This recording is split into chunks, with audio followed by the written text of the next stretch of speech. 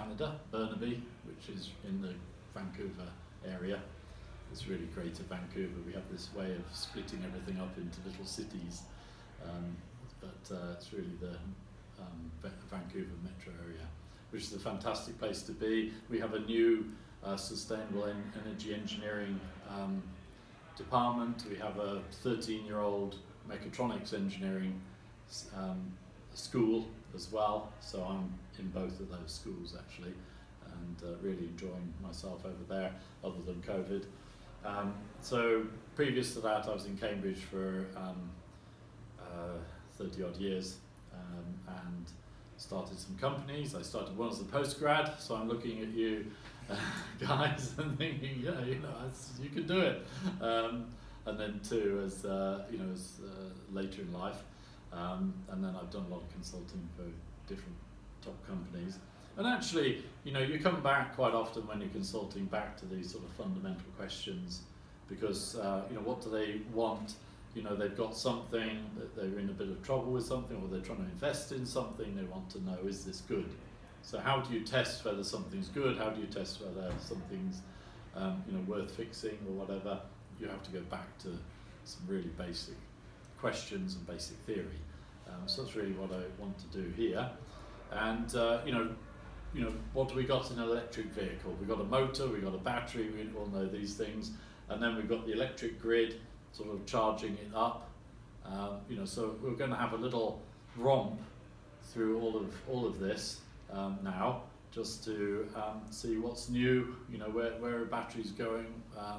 What about the electric grid? And then there's some last words there, hopefully not my famous last words, just the last words for this talk. But let's press on. So motors, you know, there's if you go on YouTube, there's hundreds of, you know, new motors out there, new whatever, going to change the world, revolutionize EVs. This has been going on for a very long time. EVs have been in everybody's target for in their sights for a very long time, and you know, I've been involved with consulting jobs where they're asking you to look at new motor types and things like that. So you know, what do we know about motors? So I'm going to reference a few people as we go through. Eric Laithwaite was a very famous engineer about motors, and he really brought motors into the public consciousness with his Christmas lectures, and now on YouTube you can get hold of his old TV lectures as well, and they're absolutely fantastic. He did great experiments, a huge character, and I was lucky enough to be taught by him, and I was even luckier in that as a postgraduate student we used to go into his lab and mess with all his toys when he wasn't there, including linear motors. You know, we had a great time with that. The linear induction motor, of course, is you know, was this great thing, and in fact the SkyTrain in Vancouver runs around on the concrete elevated system, and that's all induction motors, and there's several generations of trains now running on that system with an aluminium track for a rotor, if you like, but it's the other way around, isn't it? So, so that's a huge success, really. It could have been done in different ways, but you know, the Paris Metro uses rubber tyres, and you know, and so on, more conventional. But when you've got big gradients, it's a bit tricky. So SkyTrain linear induction motor was fantastic. You know, where are we today? You're all familiar with Teslas, of course, and I'm particularly familiar with the Zero S electric motorbike because I have one. So I've been having a lot of fun whizzing around on the electric motorbike. It's fantastic. I thought, you know, that I might miss, you know, gears and all the sort of bits and bobs of riding a motorcycle, but actually just being able to twist the throttle and go is incredible, because it really goes, and it's great fun to just tear away from the lights. The only thing I have to worry about is a Tesla. If I have a Tesla beside me, I'm in trouble, because the Tesla can go tear away much faster. If you've been in a Tesla, you'll know that you've got, you know, constant acceleration right the way up to top speed, which is quite thrilling. You only get that if you drive a car like a BMW 750 or something like that, in conventional cars, or maybe a Jaguar, maybe. But the Tesla produces that, the electric motorbike produces that. And of course it's not that powerful, my motorbike, but it delivers in such a extremely proficient manner. And most other motorcycles are too busy changing gears and all the rest of it to actually keep up with me. They have way more power and they can probably go a lot faster, but then this will do more than the speed limit, so why would I want to do that? What's in the motors? This is the Zero motorcycle motor, which I put down. And you notice 3 phases. 3 big fat orange wires and then a little black wire coming out. That's the sensors. This is brushless. It's brushless DC. It sometimes goes under other names like AC. You know, there's a lot of people sort of inventing different names for things, and you could argue that, you know, is it really brushless DC? How do you define brushless DC? A lot of sort of different questions there, but ultimately you have a stator winding and you have a rotor with magnets on it. And then after that you're really looking at how you control it. And why do we love that? It's got great power to weight. The magnets, in Eric Laithwaite's terms, gives you excitation. That gives you that magnetic excitation without any currents, and then you just put the currents in to get the forces. And you know, what else do we see in an EV? We see a big gearbox nowadays, and so if you go on YouTube, you can find pictures of that. Maybe that's sure. Is it mine? Not mine.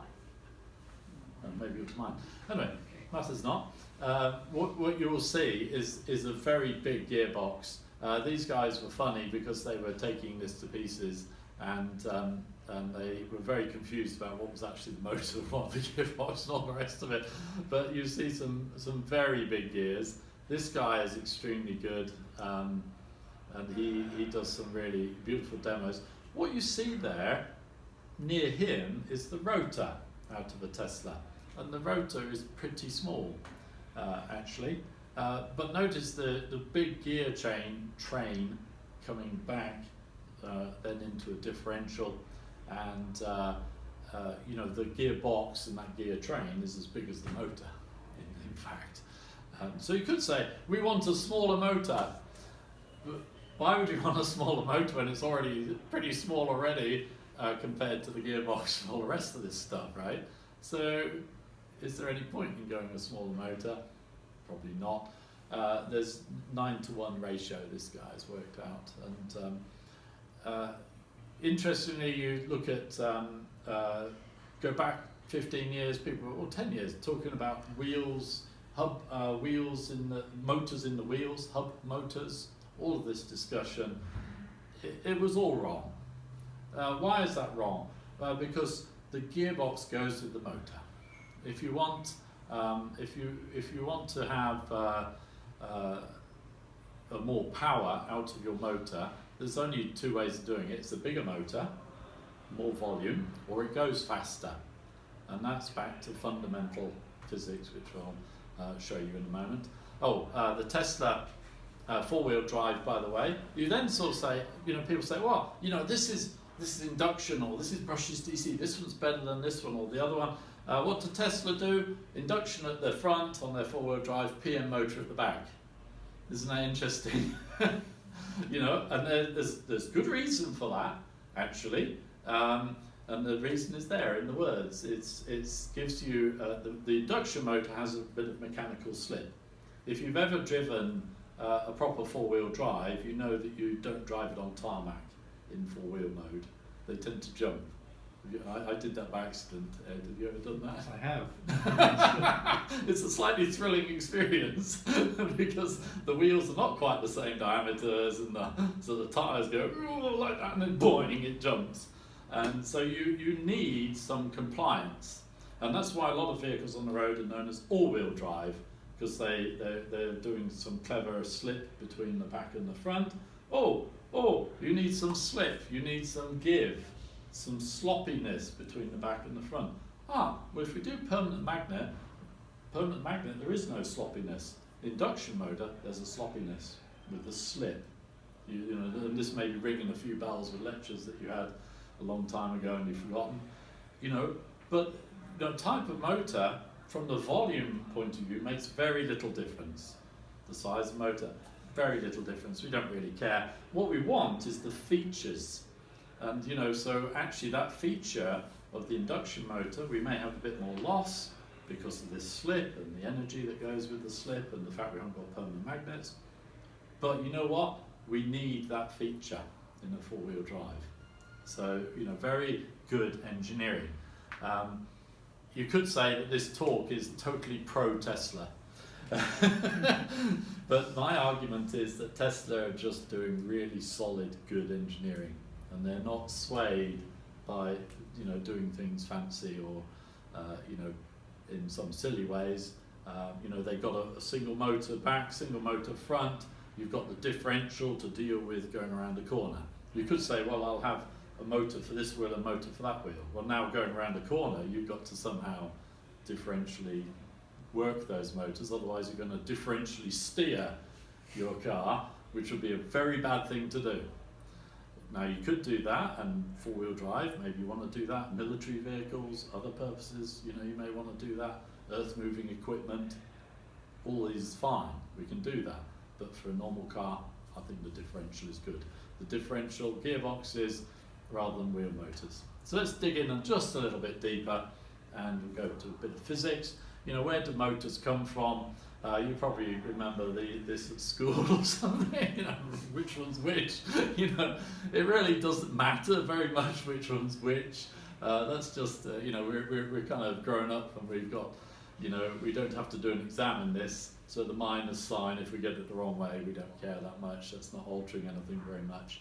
What we do need is that right angles. It's that right angle between the current and a magnetic field, and then we get the force at the other right angle, whichever way it was going. And those 90-degree angles are pretty essential, and that's the fundamental. And then we go to a motor, and what you start to see here is that we've got this magnetic field with the north and the south and these arrows. This is a very old drawing out of a very old textbook, you know, nothing really has changed very much. This is for a DC motor, but just ignore that for a moment. Notice that the currents into the screen are done as a cross, and out of the screen are done as a dot. That's meant to be the point of an arrow, that dot. It's a bit of an empty dot, unfortunately. And so we've got this magnetic field, we've got the current, and we get the force. And the force, you know, is now radial around the rotor. Okay, I'm not telling you anything you probably don't know at this point. But there's something in there to notice.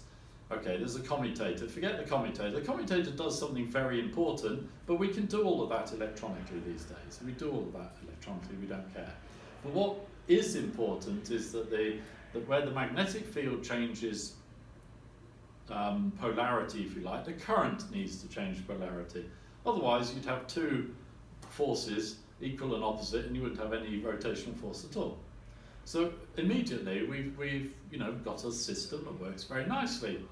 And then somebody comes along and says, isn't it better to have more poles in the motor? And what you can see from this is it makes no difference. More poles, all that does is give you more reversals, north and south, current this way, current that way, right? More times around the rotor. You're not gaining anything. You can only go at certain current density down those wires. You can only get a certain magnetic field through the machine. So you don't get more force or more torque. You put more poles in. You get other things. We're engineers, you know, and engineers, we say, oh, it's going to be a bit better because the wire here is a bit shorter and things like that, you know. But fundamentally, it doesn't change anything. Whether it's an induction motor, permanent magnet motor, number of poles, none of that matters. Ultimately, you end up with a force sheet, if you like, around the periphery of the motor. So the only way you can get more power out of a motor is to just have more of that sheet area. What does that mean? That means more volume of rotor. That's the only way you're going to get more torque out of it, is more volume. And if you want more power, then speed, and that's where the gearbox comes in. So you can't break these fundamental laws. Okay, nobody's going to break those laws. You know, how do we do this? You know, I've talked about the commutator already. The commutator in the old DC motor, which doesn't really exist anymore. They're very rare beasts nowadays, only used in industrial automation and things like that. They're very expensive usually, and in little toys, but even those are brushless DC now. One of the things is that the hobby people actually, you know, use the latest stuff, not the old stuff. So it's only the cheap toys would have old DC motors. Even reasonably expensive ones will have nice brushless DC. So you know, what's the difference? Go back to this slide. Nowadays we put the magnets on the rotor and we switch the currents in the stator. So it's the other way around. It's easier to let the magnets rotate. But as we said, the number of poles doesn't increase the torque. We're really doing it to make better use of the materials, better use of the copper, better use of the magnetic path, a shorter path, lower losses. You know, it's all around the edges of a design. We may be gaining 5–10% in our design, but ultimately it's not a lot, really. I mean, we engineers spend a lot of time on 5 or 10%, but you know, fundamentally we get it right in the first place. So we're back to volume of the rotor, speed of rotation. That tells you what the power is. And you know, why three-phase? You know, why two poles? Well, two poles because you need a north and a south, right? So you can do 2, 4, 6, 8. Doesn't matter. Why three-phase? Well, that's back to Tesla. In the popular mind, Tesla has, I don't know, done all sorts of things, but in the mind of, I think, in the mind of an electrical engineer, Tesla's greatest invention really has to be the three-phase winding and this rotating magnetic field. The polyphase machine was his patent of 1886, I think. I may have got the date wrong, but the polyphase machine. Notice poly, and that meant more than one. So you could do it with 2, you could do it with 5. Again, you're going to get people come along, oh, I've got a motor that's 7 phases, it's going to be so much better. It's like, yeah, okay. It will have advantages, don't get me wrong, I'm not being critical, I'm just saying that there will be advantages, disadvantages. 5-phase, double 3-phase is quite common actually in the industrial big machines world. We do all sorts of things. That's the great thing about being an engineer, is we do all sorts of things, but I don't want us to lose sight of the fundamental physics, the fundamental engineering that goes into these things. So if somebody has a great new motor and it's going to revolutionize things because it's got 15 phases, you know, I think the first thing to do is take a big deep breath. Yeah, let's look at this in some detail. Okay, and you know, we'll go and look at it, and you know, again, I'm not criticising solid research aiming for those extra 2–3% and things like that, but there is no big win here. There's no easy big win. The people who promise you easy big wins are not delivering. Many ways of winding, you know, people say, oh, you can wind it this way and wind it that way. One of the key takeaways actually is that these windings are very tricky, and we really like sine waves. The sine wave is a beautiful thing, partly because if you differentiate it, you get another sine type of wave. So we love the sine wave. It's a thing of beauty, so we aim for it. So the classic winding is spread the winding by 3 slots. That gives you a kind of nice sine wave around the machine. There's lots of different ways of winding. The tricky thing is manufacturing is quite difficult, actually. For Tesla, GM, all of these car companies, not an easy thing to do. It's actually, you know, like trying to wind string or something like that. They're inside a bobbin or whatever. The cheap motors are the other way around in your vacuum cleaner or something. It's quite neat, isn't it? But you try and do it inside out, that's really quite tricky. The machine to do that is slow and miserable, So there's a beautiful Audi YouTube showing them sort of stamping in, taking a winding and shoving it in. It's quite extraordinary with this pattern basically already there. So they set up the whole pattern and then they force it into the stator. Very tricky, hard manufacture. It's probably easier to make internal combustion engines where you just keep putting these bits in, whereas this has got to be like knitting. This is like sort of knitting and then putting it on a baby or something when it's squirming. It's not easy. So there's a picture of the Tesla Model 3. There's almost nothing you can see there that's different from a motor that wasn't made 100 years ago. That was made 100 years ago. So, it hasn't. Nothing much has changed. Okay. And that's not a criticism of Tesla. That is because they're doing things right, in my opinion. Notice they're still on 3 phases, 3 fat wires. They're not. Why move away from something that poly is good, and 2 is not quite. 3 has got that beautiful symmetry, which is really splendid. I won't bother going through that. You can look at the rotor of the Tesla, and you can see they buried the magnets. We said we wanted the magnets on the rotor. Well, the problem is they fall off. So how are we going to stop them falling off? Well, we bury them in the rotor is an easy way of doing it.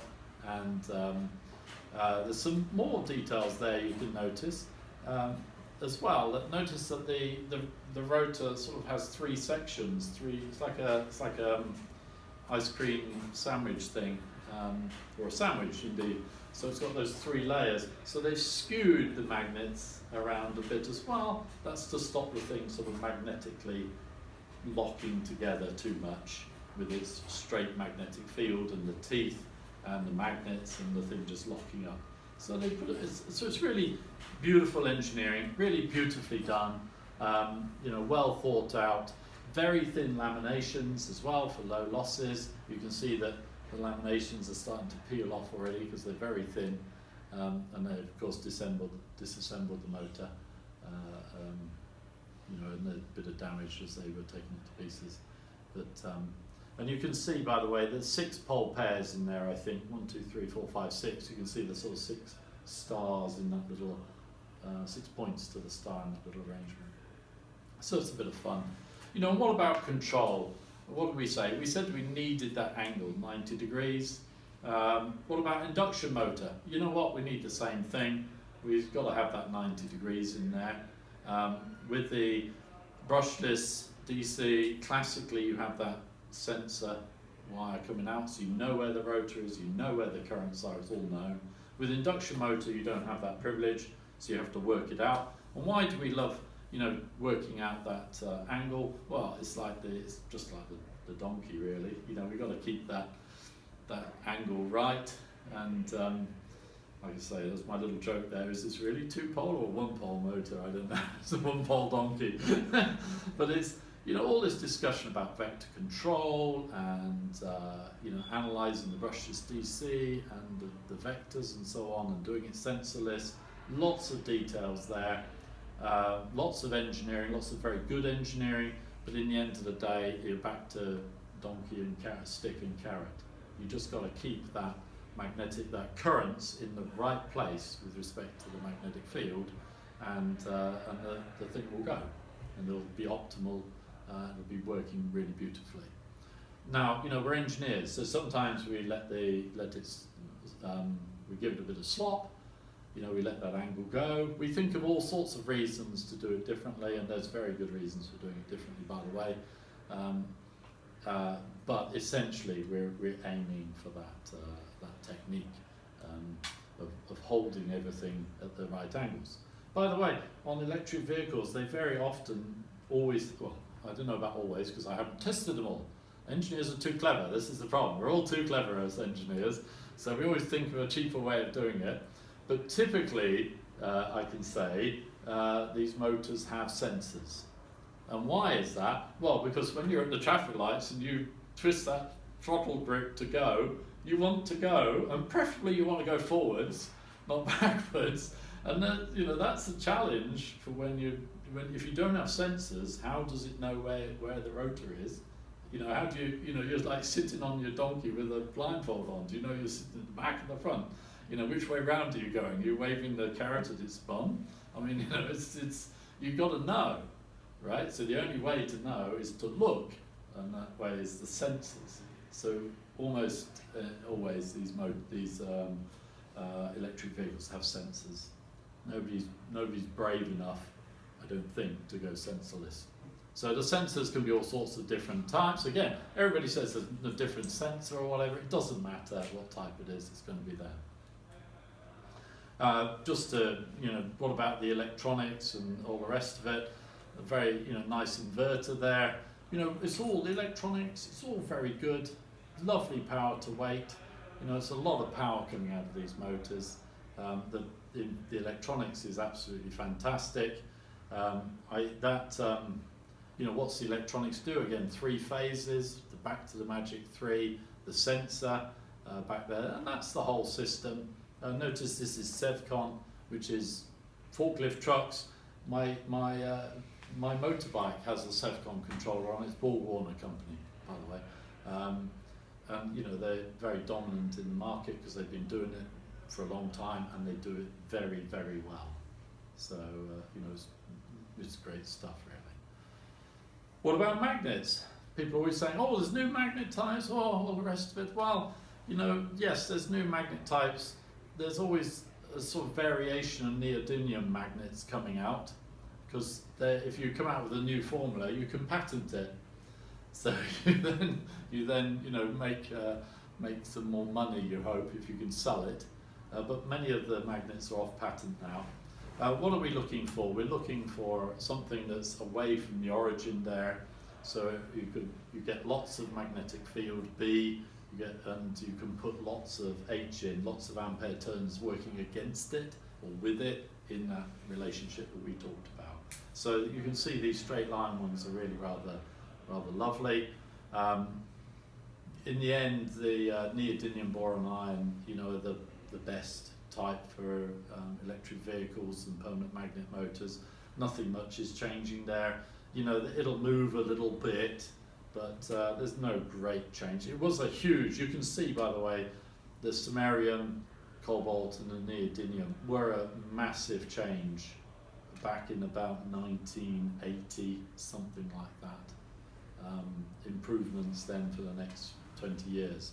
But that's a long time ago now, right? Most of you were not born in 1980, so, or even much later, 1990. So, you know, this is a long time, there's nothing sort of on the horizon coming there, really. Why do we love brushless DC? Why do we love induction? No connections to the rotor, nothing to wear other than bearings. We do need those sensors. We do need control theory.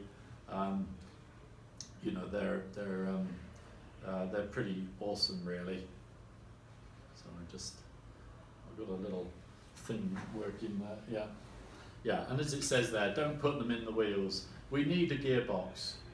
So the one vehicle you do find, electric vehicle, you find the motors in the wheels are mining trucks.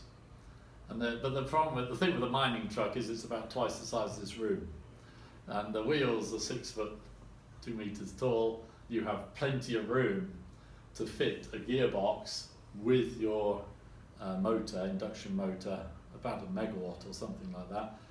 Absolutely wonderful. And you say, well, why the mining truck? It's diesel electric. Well, that's the clue. It's diesel electric. Also the brakes. Think about a mine.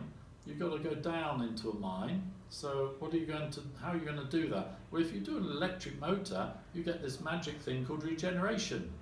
So you're now generating power back. They don't typically have batteries on, so they just waste the power into heat, into a resistor bank. But you're not wearing out the brakes, right? That thing can go up and down all day, every day, until the thing finally, fails. By the way, that was the Canadian, the diesel electric mining truck was a Canadian invention, and then they were taken over by I've forgotten the name of the company that took them over. That's a nuisance. Yes, Japanese company, took them over. And Caterpillar, up until about 5 years ago, swore that they would never do diesel electric. And then about a year later, they ate their words and came out with a diesel electric. And we know it's the right thing to do, by the way, because electric locomotives they're either fully electric or they're diesel electric, and they have been since about 1960. So again, there's a long history of electric motors in transport and so on. So Patrick, Yes. a question. So what's the matter then with having a geared hub? So the electric motor on the back of a geared hub within the... No, that's fine. space So that's of what I'm the saying. So that's what they do in the mining truck. It's a geared hub. So the motor is in the hub with a gearbox out to the wheel. So Tesla chose not to do that. I mean, they chose to have conventional drive shafts. Yeah. Well, I think the steering is one thing and the differential. I think that's definitely one of the things.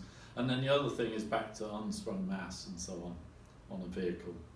So on a big mining truck, you've got big fat tyres. I mean, those tyres are something like $100,000 a piece, but they're big fat tyres. So suspension is not really what we're worried about too much there.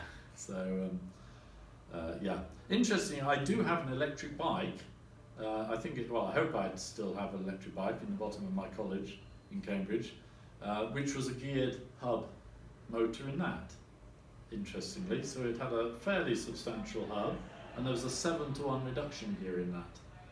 So it's really interesting that this is well known, if you see what I mean. It's just going for gearless is just not sensible really. But you see it all the time. Direct drive all the time. I mean, you see the same thing with wind turbines and so on. There are a few direct drive wind turbines, but that's. I think many wind turbines now are direct drive, aren't they? They are some of the very big ones. They're going, and that's interesting. The future of wind turbines is probably direct drive. Yes. If it isn't already, in fact. Yes. And that's because the gearboxes are so difficult to maintain at these very, very large torques. Is my understanding. Yes, another version of it is that to make a gearbox that will last will be too expensive. Right. So it's it's back to the good old dollar sign. As simple as possible in that case. Yes. So getting rid of the gearbox and the cost of making it a good one. So if you're making big wind turbines, having them not work is a bad plan. As you know, if you go out, 1 in 10 wind turbines is not working most of the time. And if they're offshore, you might be waiting 9 months to fix it. Yeah. Exactly, and So fixing anything offshore is horribly expensive. So you can't afford to put a massive gearbox in. You notice what happened here with this Tesla. The gearbox is bigger than the motor, right? And that's the wind turbine problem. The motor's yay big. Not that big, because it's a volume thing, right? It's cube law. So this is if I wave my arms around, that's about 10 megawatts of motor, right? Whereas the gearbox is going to be about as big as this room, because of the big step down ratio and huge torques. Huge torques, and the scaling is not working well for them for wind turbines for the gearbox. So interesting on the hub motor. I mean, I think that's a really important point. I've talked to various people about this, and I think I've heard people make the argument that in principle, a hub motor design will be the highest performance design. But you have to make so many positive assumptions about one's ability to build the hub motor and squeeze all the performance out of it, that it ends up being a very difficult case to make in practice. And of course, wheels get a lot of abuse. Yes. They hit potholes and they hit it hard, and tyres are not very spongy. No. So, the thing you're building has got to put up with, at least an order of magnitude more vibration and G-force than it does when it's mounted inboard. And I think that's what will eventually stop hub motors ever being viable in a conventional vehicle kind of thing, because they're just going to break. They're just going to break far too often. And you've got to get water cooling in there as well. Yeah. It's just. I mean, the Tesla motor is inboard. It's water cooled. It's all great. Trying to do that in the hubs is. I mean, it's. and you're already sort of at a volume disadvantage by not gearing it. Well, so I think what you were saying, they will always be geared. Yes. So I mean, the one that's obvious is that all the Formula student teams. This is the question they ask themselves at the beginning: is hub motors seem so attractive for so many reasons, and then the teams that go down that path hit technical brick walls, one after the other after the other, yes. and that's part of the fun of Formula Student is you get to play that game. Yes. But, anyway, so they have these very, very impressive, very high speed PMSM motors, and they have quite big step down planetary gearboxes, is my understanding. Yes. And so they get very impressive power to weight ratios. Yeah. As you say, they've got to pipe a load of stuff to it, and every time they hit a curve, they've got to replace the motor. Yeah. Yeah. No, exactly. So it has to be geared to be. There was a lot of, if you go back 15 years ago, everybody's talking direct drive because of the wind turbine thing. Right. That was always not really a starter. Yeah. You can't, if you can cool and get a higher current density in a hub motor, well, you can do the same on the inboard motor. Yeah. You see what I mean? You're just chasing the same dragon at that level. And cooling is an absolute key element to these things as well. Again, there's limitations, into what you can do, and how much current density you can run through the wires with the cooling. Because again, you're back to we could put more cooling in, but then we got less cross-sectional area of the wire. So then we need more cooling. So it's back to engineering. You got to start really doing these trade-offs. And and because there's 100 years of development plus in these motors, it's a pretty tough thing to beat. I mean, if I go back up to that this motor here, it's water cooled. You can see the two pipes, going into this for a boat. You've got to water cool it, so you've got to pump the water in there. But it's a very compact little motor for 18 kilowatts. It's absolutely fantastic.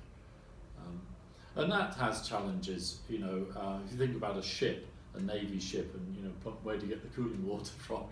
Well, let's use seawater. We'll make everything stainless steel. It's kind of good until you start catching crabs, literally. Not the Cambridge Roxford type of crab, but the real crab, and the thing gums up. So it's a real challenge. It's promising, and it has been done. But it is a challenge. To be honest, I mean you could argue, all this electronics and all the rest of it, it all actually comes down to cooling, but then that's. Hence why half the people in this group are working with cooling. Exactly, and that's you could argue that's just fundamental thermodynamics, laws of physics, right? If you can't cool it, if we can't cool our own selves, we don't exist, So. And that's an interesting thing about losses as well, efficiency. All these motors, I'm going to come to that in a few minutes. I will go a bit faster through, the rest of it is shorter. But the idea of efficiency, we don't really, at one level we don't care about 97%, 98, 99% efficient, except when you're talking maximum range in an electric vehicle, because that's another 10 miles or whatever, so that's become really important to people. Although that's a bit of a funny game, really. They're playing games, really, to some extent. But we do care about efficiency from the point of view of losses. Because, if you go from 97% to 99%, you've got a third of the losses to deal with. And that makes life a whole bunch easier.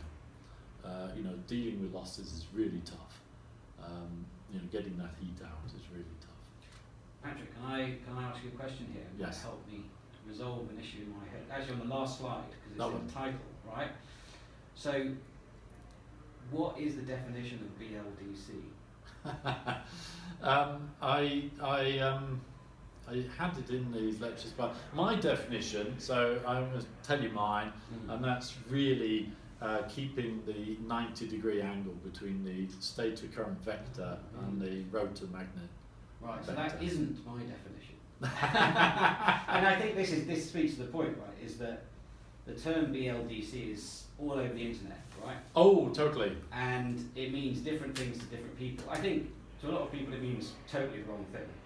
Let's put them aside, right? But then Yes. when you actually have the debate, I mean, I always take BLDC to mean trapezoidal flux, so that you only switch the devices once per, electrical revolution. Yeah. And then if it's so there's no such thing as a sinusoidal BLDC, because then that just becomes a PMSM, permanent magnet synchronous machine.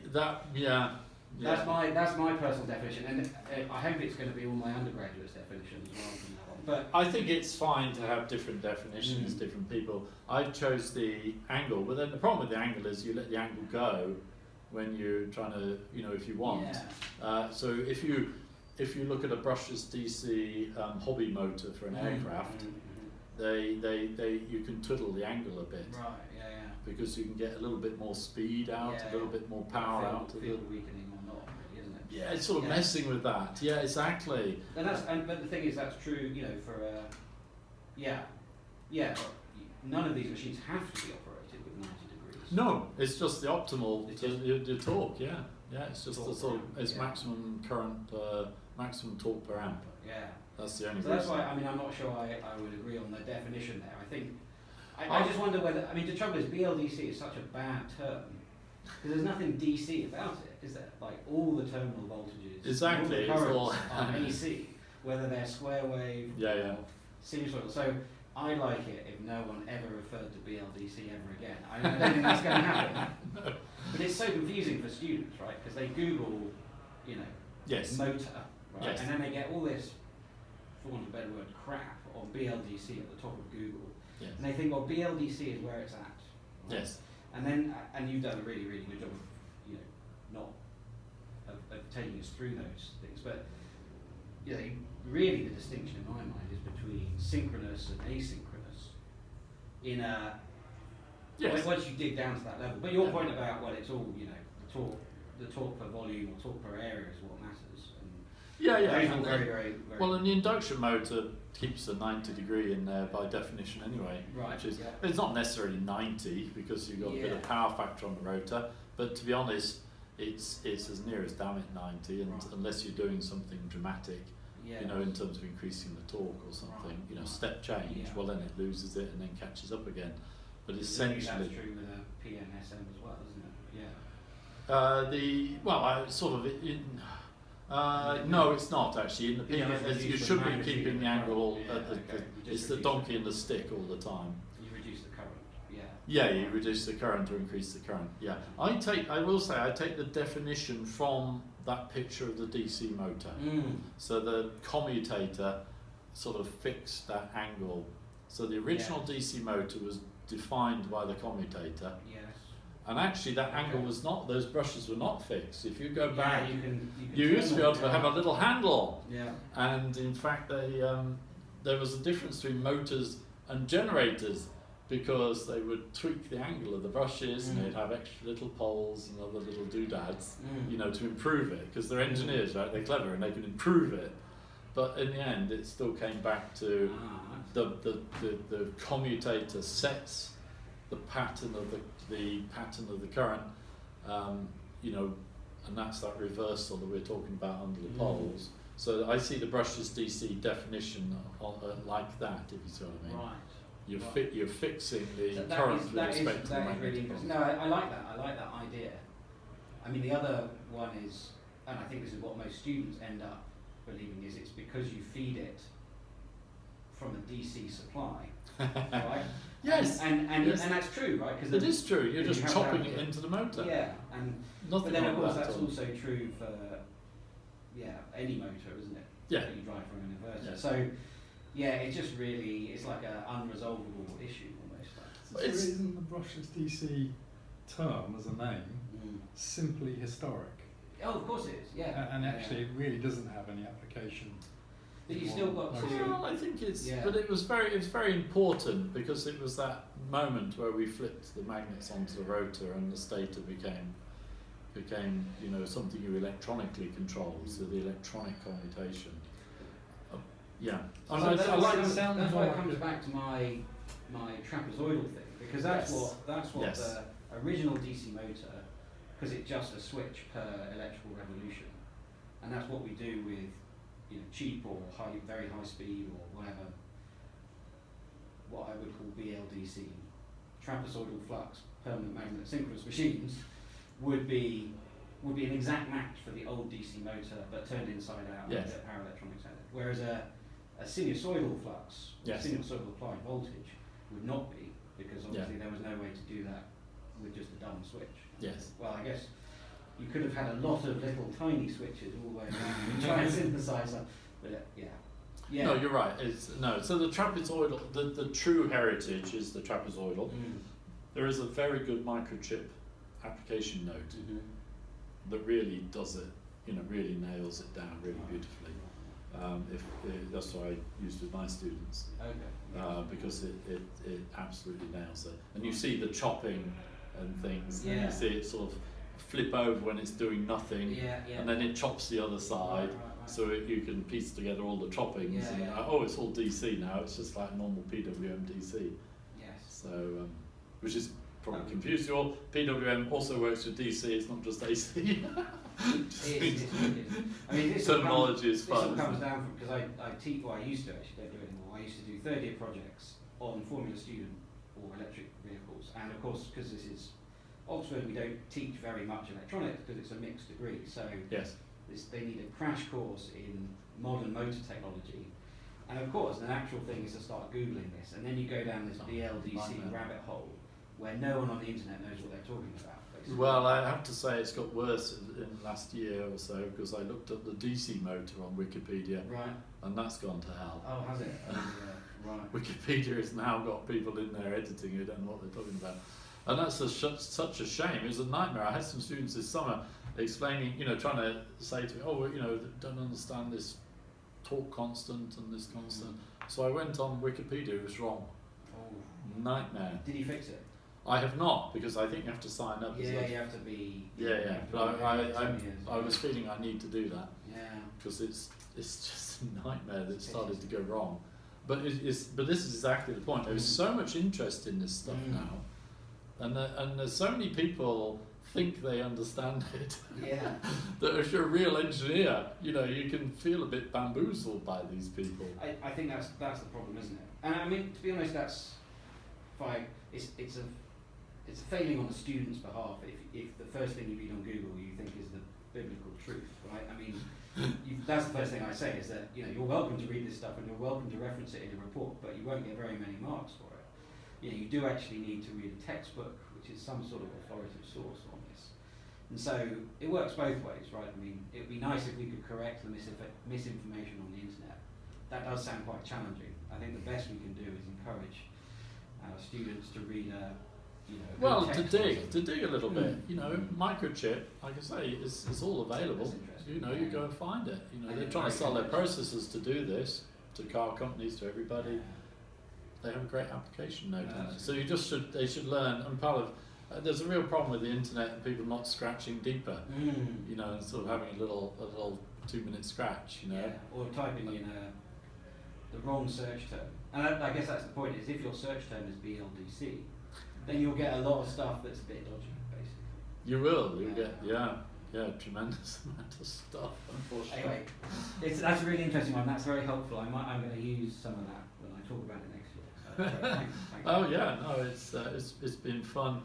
Did I do this? I think I got through here, didn't I? I went back. That's right. Yeah. Okay, so I did a little bit about, you know, the sort of vector control and stuff like that. We've got our lovely 3-phase winding. We've got three currents in the stator. Well, we can deal with everything with vectors. Vectors were a fantastic invention and taken up by Heaviside to deal with all the electromagnetic fields and all the rest of it. I got into I made a YouTube comment because somebody was arguing about is electricity as power carried down the wires or whatever. Well, you know what? Heaviside could do it both ways. He could argue it from a Poynting vector or currents and volts and amps and what have you. So, you know, differential equations, capacitors, inductors. He could do it both ways. you know, because he was the genius. Heaviside's nearly forgotten. Hopefully you all know who Heaviside is. Great. we're in good company. He's got a step function named after him. I know, isn't it so sad? Yeah, the equation, the transmission line equations, the telegrapher's equations, they didn't get named after him. He was a telegrapher, by the way, so originally. So yeah, it's sad, isn't it? The whole of vector magnetic fields, he vectorized it. Maxwell thought of it and he vectorized it. Otherwise we'd be doing it in XYZ to this day, which would not be fun. If you've seen curl in XYZ, it's not much fun. So, whereas we can do all this stuff in vectors beautifully. So that's what we do here. We can synthesize, or we can think in our heads about these three voltages, three currents, just as single vectors.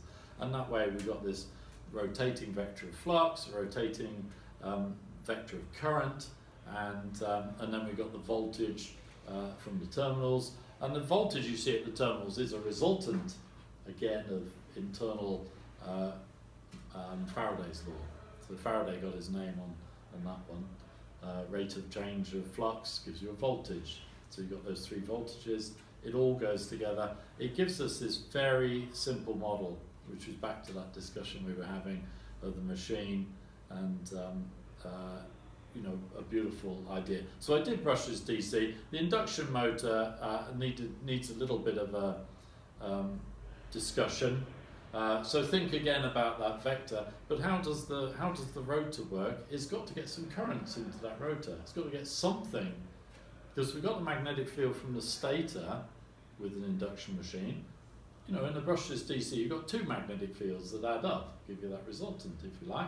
You could, whichever way you cut it, it looks the same. You know, that's a sort of accountancy version of engineering. You know, it doesn't matter which way you look at it. It's back to that Heaviside and how does power go down wires. It doesn't really matter how you look at it. It has to add up, whichever way you look at it. The induction motor, we say, well, we get the magnetic field from the stator. We just sort of slightly arbitrarily, we have to say that because it doesn't get one from the rotor. It has no magnets. So the only way it can get one from the motor is by that slip thing. So the rotor goes a bit slower. You induce the currents in the rotor, and then almost every YouTube is wrong about the induction motor at this point because they try and do animations. But it's very difficult because remember, all the poles have to work together, the angles have to work together, the vectors have to work together to give it this stuff, the three phases works together. Whatever way you look at it, you've got these vectors. And then you've got the induction motor. The only thing that is not going with vectors in synchronism is the actual rotor itself, which is really hard to animate. So I've only ever found one good animation, and unfortunately it was German, so all the voltages were like pointing the wrong way and stuff like that. I've looked, every year I look, for another animation for my students, my class, and every year I fail because it's so hard to animate because the rotor is only slipping a little bit. And that's... Do you do an experiment with the induction? So when I was at Imperial, right, I remember this very vividly, right, they used to, and this was a long time ago now, have an induction machine experiment where you could measure the currents flowing in the rotor. Yes, yeah, wound rotor type, yeah. And so you could see, on the scope, you'd have a very low frequency when you ran it unloaded because the slip was so small, so the difference was frequency. And then as you loaded it, it sped up and got larger, and that really rams home that point, which is that the slip is what induces the current, and the current is what the induced current is what gives you the torque, and that's that's a big moment when you realise that's what's happening. And it's still quite difficult to visualise, isn't it? Because actually it's a very slow moving current in here, but the rotor is whizzing around, and it's that slow bit is the difference between, that makes up the difference with the rotor going a little bit slower than the stator, because everything is whipping around. And sorry? I was going to say, is that difference due to the resistance of the difference will depend on the resistance. So you could say, well, why didn't you make it superconducting? That's what I was going to ask. Yeah, exactly. And a million people have suggested that in the past. And the slight problem with that is that then you lose the 90-degree angle, because the 90-degree comes from the induced voltage, then gives you the current in the right places. And do I have it in the next slide? Yes, I do. I've skipped over a slide, but it doesn't matter. I was talking about here the number of poles. Because it's all induced, the number of poles in the rotor is going to be the same as the number of poles in the stator. It has to be to get that relationship. You know, go back to the DC machine, reversals and all of that stuff, all has to be the same. And of course the brilliance of the induction motor in Tesla was that you kind of print the poles onto the rotor. So that's pretty brilliant. And then you say, well, okay, so that's fine, we've got this voltage, so we've got the flux density wave, and then we get the instantaneous bar voltages. And where do we want the currents? We want the currents to be directly under the fluxes at that point. So you're now in trouble, because if you make it zero resistance, you've actually got inductance in the rotor. And then you lose your 90-degree. Because then the currents will be in exactly the wrong place, and you will have no torque at all. So you have to have some resistance with the induction motor. You can't get away with it.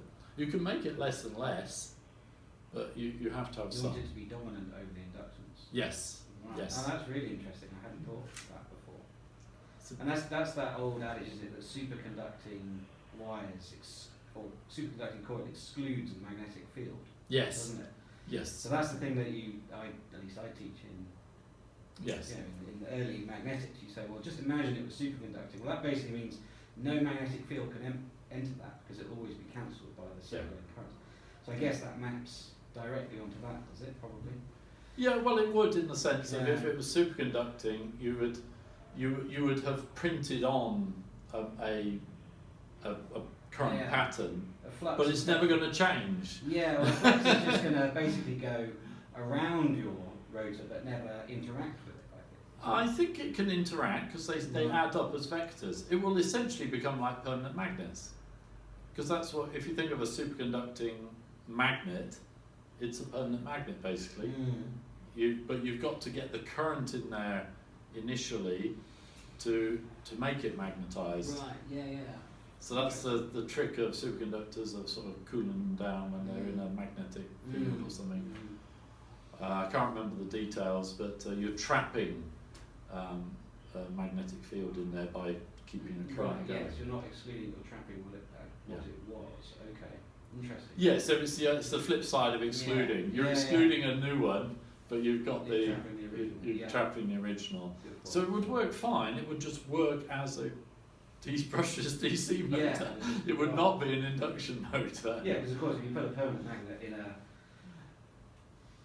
induction machine stator, it will spin round. won't Yeah, it? it's the same stator. Yeah, exactly. There's no difference in the stator.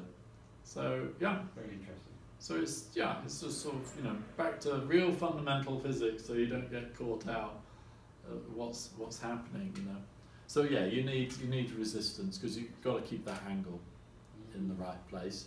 When you do an instantaneous speed change, so you squirt more current in, unless you squirt the current in, at the right angle ahead, then you won't get the nice big torque. You'll just get something, okay, it'll sort itself out again as it speeds up and gets it slipped back and all the rest of it. And that's what they do with vector control. It's essentially an instantaneous change, and it's a simple model to try and say, okay, well, if we need this much more torque, we're going to have to change the angle with the current and just move it ahead. Because you're going to more slip. I mean, I remember going back in the day, I said slip is a variable. Oh no, slip's constant. No, slip can be a variable, because it can. It's just, it's just a relative difference, because it varies. So, but people didn't like that. Now we accept that it's variable. It's taken as standard. But you can see that in vector control. So anyway, there we go. Get no slip, you get no torque with an induction motor. So you've got to have the slip. And as I said there, true genius, Tesla, true genius. So again, we're back to the same thing, back to our donkey. I really did that to just prove that it's all the same, whatever way you look at it. And I quite like Catherine Tate, really. Particularly, like, do I care? Do I look like I care? You know, go to Tesla. Do they care? Do they look like they care? You know, they started with induction motor. They do brushless DC. They do one at the front, one at the back. They're engineers. We don't care, really. You know, we just do the best whichever situation. We're not right. You know, we're not. There is no best technology here. The best one is the one that's right for the situation, always. You know, so somebody who comes along, you know, back to YouTube, so this new motor, this new thing. Sure, you can do motors which have, you know, you've got magnets around the periphery, and you've got magnets on the faces, and you've got windings around here and windings around there, like a 3D motor. Yes, of course we can do that. And yes, it works fine, and it's great. You've still got to manufacture the darn thing and make sure it doesn't fly apart. The solar racing, you know, the Australian things, our team in Cambridge, like many others, has this, you know, sort of pancake motor thing. Incredibly efficient, you know, because there's loads of magnets and not a lot of wire, and it's sort of pancake arrangement, so low speed. It's not geared because you know it's basically got no iron in it at all. I think it's. So it's a very basic question. So what actually decides how many pole pairs we put in? Really, so it's really down to space utilization as much as anything, and the sort of fringe fields and the shape of the magnetic field. Isn't the RPM of the motor somehow related to how many pole pairs? No, well, it would be the frequency. It's a good question. It's a perfect question because it allows me to deal with it. It's the frequency you then put in. So if you put in more pole pairs, you've got to change those currents around the motor faster for a given speed. So then your inverter has to work at a higher frequency for a given speed. So it's totally true. So you know. It has nothing to do with the gearbox. No, not at all. No, exactly. So the gearbox is giving you a smaller motor for the same power for a given speed. Now you could say, well, why don't I go like super fast with my motor? Well, we've already got to the point where the gearbox is bigger than the motor in an EV, so there's not much point going much faster. And then you sort of say, well, how many pole pairs do we use? Well, from the point of view of the inverter and the switching losses and all that, we're not at terribly high frequency already, so we don't have to worry too much. But really, it probably comes back to really the fringe fields around the magnets. So a two-pole machine is pretty bad because, you know, the magnetic field's coming out and all the way around, so you've got a long path for it to come around, which is sort of wasteful in various ways. So it's better to have more pole pairs. So the old days, 4-pole was pretty much used very widely because it's kind of a good compromise. If you go to too many poles, then you're struggling to get your phase spread for nice sine waves in. So you're going to be back to brushless DC with you know, trapezoidal and this funny concentrated windings and so on, because you can't do anything else. You've got no space to do anything else. So so we're back to trade-offs really, and that spread of 3 to give you a sine wave. You know, you think you do it with your hand, can't you? Up 1, up 2, up 3, along a bit, down 1, down 1. Oh my gosh, you've got a sine wave. You know, I'm conducting an orchestra. You know, it's there. It's, you know, one of the great things of teaching in Cambridge, you learn sketch your maths because that does 90% of the maths. So you could do the Fourier series to that, but you know from the sketch that that is damn good sine wave with a spread of 3 over a periphery. Yeah, so that's many motors like that. So you can look at that Tesla motor, it looks like any other motor. And so I'm saying Tesla are doing it right, absolutely. Yeah. What did you mean by the pancake design? Where the magnets are on the sides and the Axial flux. Yeah, axial flux, and then the windings are at this angle, so the flux is coming out, and the currents are here, and then the thing rotates like a pancake, spinning a pizza. We'd say pizza these days, but it was invented 50, 60 years ago, probably before pizzas were popular around the world. So it became known as a pancake motor because Americans eat pancakes, and I suppose we do too. But the really pizza is spin a pizza. So Yeah, it's just sort of the fancy name. The correct name is axial flux, because you're bringing the flux out. But you've got that right angle here, so you're just moving the right angle around 90 degrees, but you've still got the same thing going on. Which of course is what Yasser's motors are, all axial flux. And if they were here, I'm sure they would tell us why axial flux is. Well, I don't think they would. I mean, that's really interesting, right? So I mean, that is a quantitatively different looking object, to all the motors you've been showing on Yes. this, right? The axial flux machine. But the point is, it doesn't magically give you twice as much torque in the same volume, because it's still up against all the same physical limits. Totally. Any other motor. Totally. It might possibly have slightly better material utilisation, so it might be a bit lighter for the same weight, but it's in the like 10% range. Yes, on the solar racing, it's really important because you're really pushing the envelope For efficiency. for efficiency Yeah. and weight as well, and the two Right. factor together Yeah. in those solar long distance things. Yeah. So totally. So yes, it's a very good, no gearbox because that's Yeah. heavy and horrible. Yeah. So it's a really good compromise for that, or good solution. But that's a very, very borderline, very edge case, isn't it? The solar racer, where Yes. where you're pushing this very low power but extreme efficiency. Yeah. ranges. And you're back to with those axial motors is manufacturing problems as well. 'Cause, how do you sort of manufacture these pizzas, sitting on top of each other without colliding and stuff like that. It's quite mechanically, it's quite difficult. An induction motor actually is no fun mechanically. They typically have very solid shafts, as you can see there, because you're trying to aim for a small air gap, and the magnetic forces, the in and out ones, just due to the magnets, are a bit nasty actually. Which actually is a good reason for 4-pole, because then your ins and outs were opposite to each other. So mechanically, it's the better design because you're balancing forces out. So, I think the reason multipole is attractive is because you have very localized flux paths. Yeah. You don't have, as Patrick said, you don't have fluxes crossing large bits of steel, which is expensive. Yeah. And you can look at that. I won't go back to it, it's a long way back, but that Tesla motor, it just looks nice as well. I mean, my dad is an engineer, and if he says it looks right, it probably is right. It does look. I mean, it seems facetious, doesn't it? Almost. We do all these hard sums, and then you're just going to look at it and say it looks good. But no, we're doing hard sums, and then we're doing our thinking, and we're doing our physics, and then we say it looks good. If you see what I mean. If you did all the hard sums and all the physics, and then came out with something that looked horrible, then probably go back to the sums. Because you probably made a mistake somewhere. Beauty is in the eye of the beholder, though, isn't it? Oh, totally. Oh, totally. But, Yeah. but there's not many sort of really good mechanical or electrical things that look horrible That's to my interesting, mind, isn't it? anyway. But that's because we have such familiarity with these things. I mean, I take your point, right? And I certainly the physicists would always say if it's a beautiful equation, it's probably right, wouldn't they? And things Yes, like they that. would.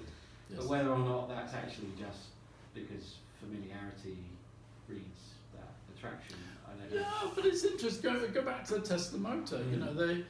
Almost all the YouTubes almost totally ignore the fact it's got 6 poles in it, because the beauty is in the eye of the beholder, so they don't realise, Right. if you see what I mean, Right. the beauty there. You and I do, Right. but they don't. They can see it's right, if you see what I mean. So they don't look at it and go, "Oh my gosh, what have they done there?" "Oh, that's a bit weird." They just look at it and say, "Oh, that looks good," and move on. Which is kind of crazy. Not one of them, I think, mentions the number of poles it's got. I've watched dozens of these YouTubes. So, well, not dozens, that'd probably be overstated. But I tried to keep up a little bit, partly because of teaching the class and just trying to make it relevant and interesting to people. So it's extraordinary. Nobody notices. I mean, there was one people who bought. It's very expensive to buy a wrecked Tesla drivetrain, and then they didn't even notice that they were talking about the gearbox, not the motor. They didn't even hardly notice the motor at all. Oh, it's a motor. Okay. Well, it's 'cause I guess they're familiar with their internal combustion engine people. Yeah, absolutely. And the motor is so neat and it's so small. My gosh, this thing is unbelievable, isn't it? and they're all the same, by the way. There's a good YouTube comparing the Volkswagen and what was the other, maybe the Ford, and the drivetrain's almost identical. I mean, you'd be hard pressed to notice any difference in there. Well, they both reach the same optimum design in some sense, yeah. There's, Or exactly. More likely Volkswagen just copied Tesla, but No, I think this is really, yeah. this is Convergent. this is textbook design. Yeah. You know, almost any engineer that we've educated could probably do Could this. iterate towards that. Could iterate this stuff out. You know, and of course there's a lot of detail in making it work, don't get me wrong, but the fundamental Big picture stuff. we'd all come up with the same stuff. So I mentioned the heavier shafts on induction motor. There's typically speed feedback. I like to compare these to like a Ford truck, or I used to say permanent magnet motors were Ferraris, but maybe a Ford Mustang. I don't know, but one is because the Ford Mustang is now electric, of course. Right. So it's a bit of a joke there. You have to know there's electric. But the permanent magnet motor is a real Ferrari. It's a beauty, no doubt about that. Whereas the induction motor is a real workhorse, and it's very solid and very tough. You can't break it very easily, and it doesn't have the magnets, so it's a chunk cheaper. So that helps. Now, historically, the magnets were patented, but all the patents pretty much have run out. There's one or two left, but just makes the point there. Okay, batteries, I'm a lot quicker. I spend a lot of time on motors because there's, given the audience, there's a lot of, there's all these YouTubes about new motors. There's fewer YouTubes and things about batteries, thankfully, but there's an awful lot of YouTubes about, the latest Tesla battery and the latest wonderful thing, and zinc air, and but the great thing with batteries is that it's really back to Faraday and working out charge and electrochemistry. So it's all electrochemistry. Electrochemistry, I like that bit, by the way, since we're probably all electrical engineers. So it's electrochemistry by Faraday. So it's not it's not up to these chemists and people. It's not something we should draw back from, right? We should be right in there and saying, no, this is our territory. We will have this. What are you doing here? And I'm making a bit of fun there. It's meant to be a little light-hearted, but it's relevant here. What we don't do is we've sort of let it go from our domain. So I'm going to try and pull it back into our domain a little bit very quickly, and just point out that what is a battery? It's a chemical reaction ultimately, and the thing with a battery is it contains both reactants. Now that's a good and a bad thing. I mean, the good thing is that all the energy is in the battery in those reactions and it's ready to go. The bad thing is that all the energy is in the battery and it's ready to go, right? So it's not friendly like diesel. Diesel you can carry around in a can, you can fill up your truck while you're smoking a cigarette, and if you want to put out your cigarette, you just drop it down the petrol tank, down the diesel tank. It'll go out. It'll extinguish it. I mean, this was the old. I've seen people do it. Don't do that with your petrol. No, don't do that with petrol. No, exactly. So, and it's an important point actually that diesel is very benign and very safe to handle. Petrol is not, interestingly. And then we've come to this world where we think batteries are unsafe, but gasoline is safe. It's like no. Well, the problem with diesel is not before it's burned; it's after it's burned that's the problem. Because then it produces all these horrible particulates, which turn out to be very bad. And NOx and all sorts of the diesel combustion. Petrol, at least, or gasoline is slightly more benign once it's been burnt. Totally. Well, apart from the carbon monoxide, you don't have to put it through a catalytic converter. Well, yeah. After once it's gone through various processing stages, at least what comes out isn't laden with tiny carbon particles. I was a cyclist for whatever 30 years and more, and this idea that diesels were clean just so defeated me. Yeah. I mean, no, if you try cycling behind a You bus, can feel the carbon accumulating in your airways. Can't you can. It's awful. You know, it's just terrible. And it turns out that the major manufacturers were lying. Yeah, I do think that's something that I'm going to go off on one now, but I feel like it's my duty to do it. You know, the fact that Volkswagen did what Volkswagen did should be a reason never to buy a Volkswagen car ever again. I totally agree. Frankly, I think they should have been put out of business by people not Should have buying been. them Should have been. because the ethics were just not there. Atrocious. Are we going to remove that bit? Well, yeah. I'm gonna say, Yeah. quite happy for it to be honest. This No, is really I agree. I actually contributed to getting a Volkswagen advert banned Right. with the Advertising Standards Agency Okay. because they had this person fighting incredibly violently before 6 o'clock Right. on the watershed on the Okay. TV, and it's an incredibly violent fight, a la something like The Matrix or whatever, and around a factory and all the rest of it. And I didn't understand the advert at all anyway.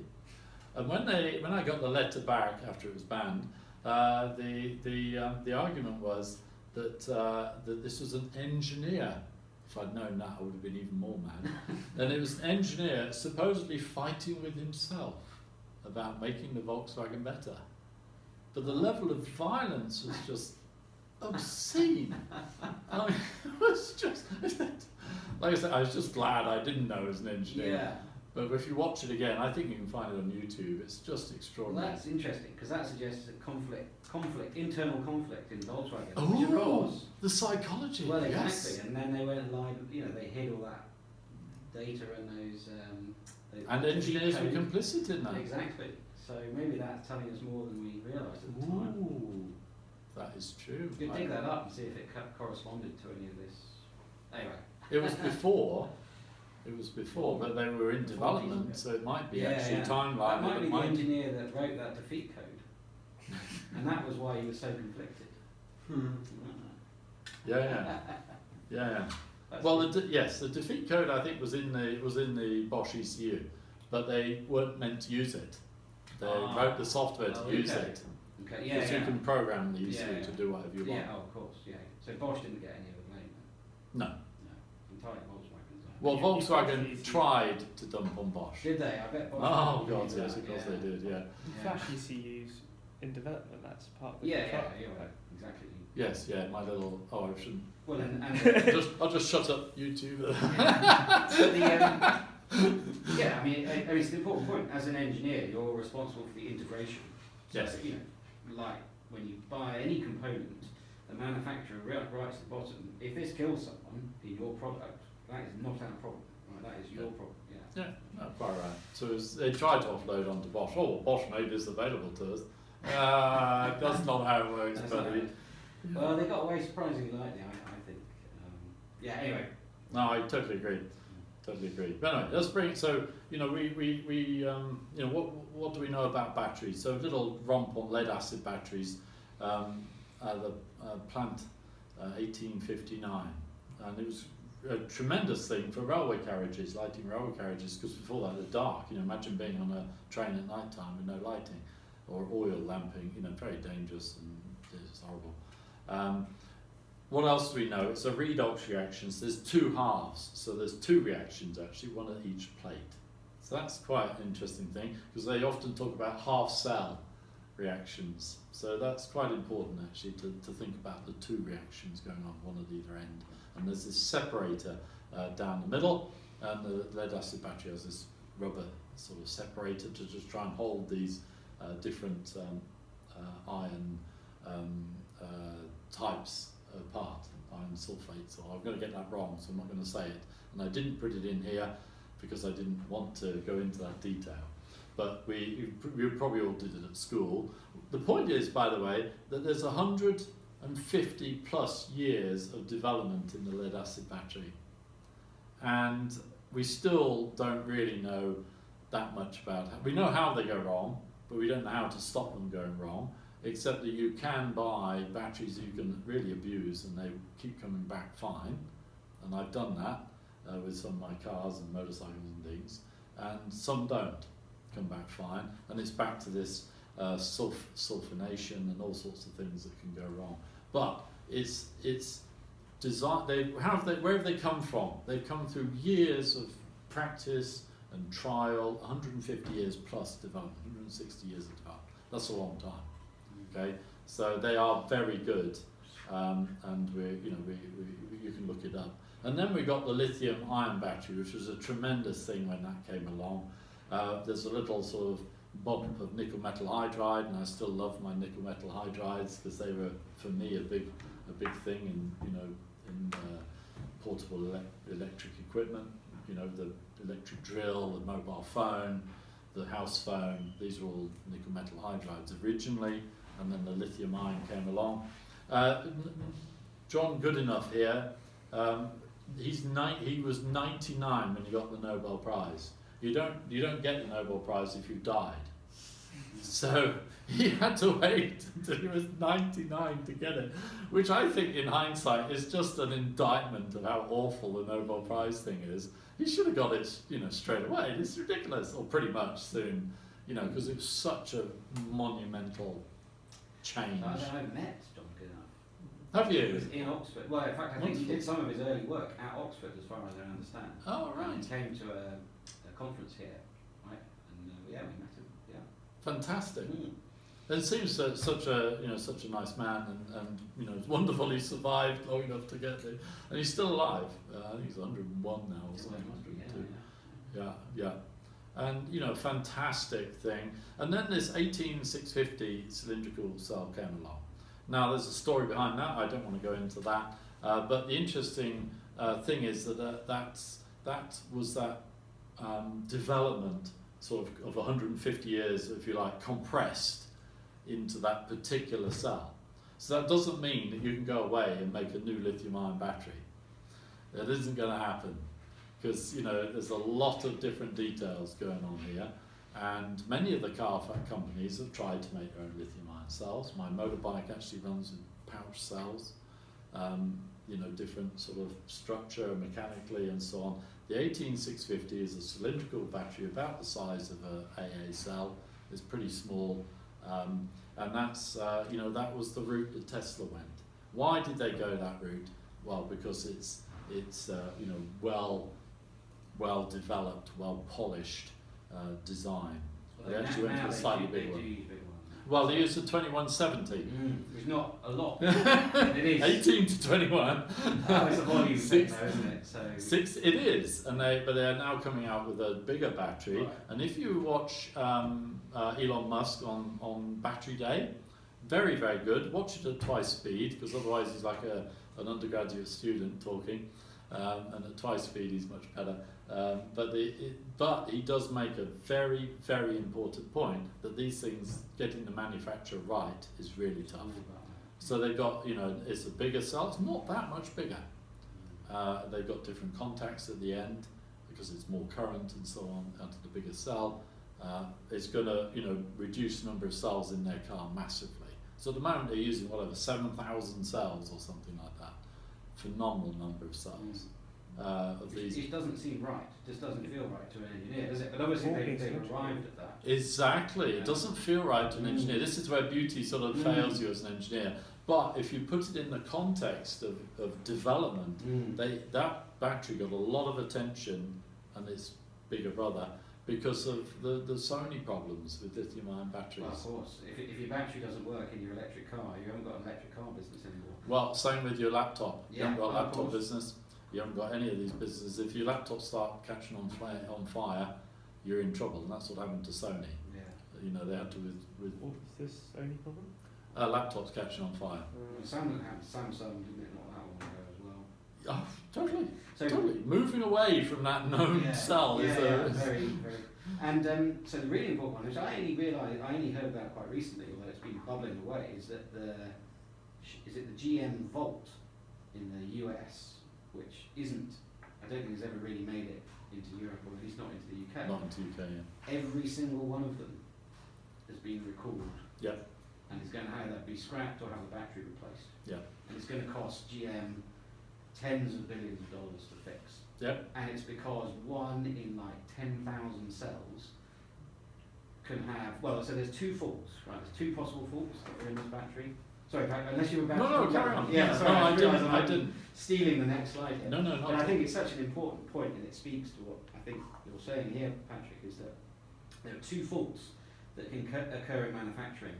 One is like a pinched separator, and another is a like mis-welded or torn tab, right?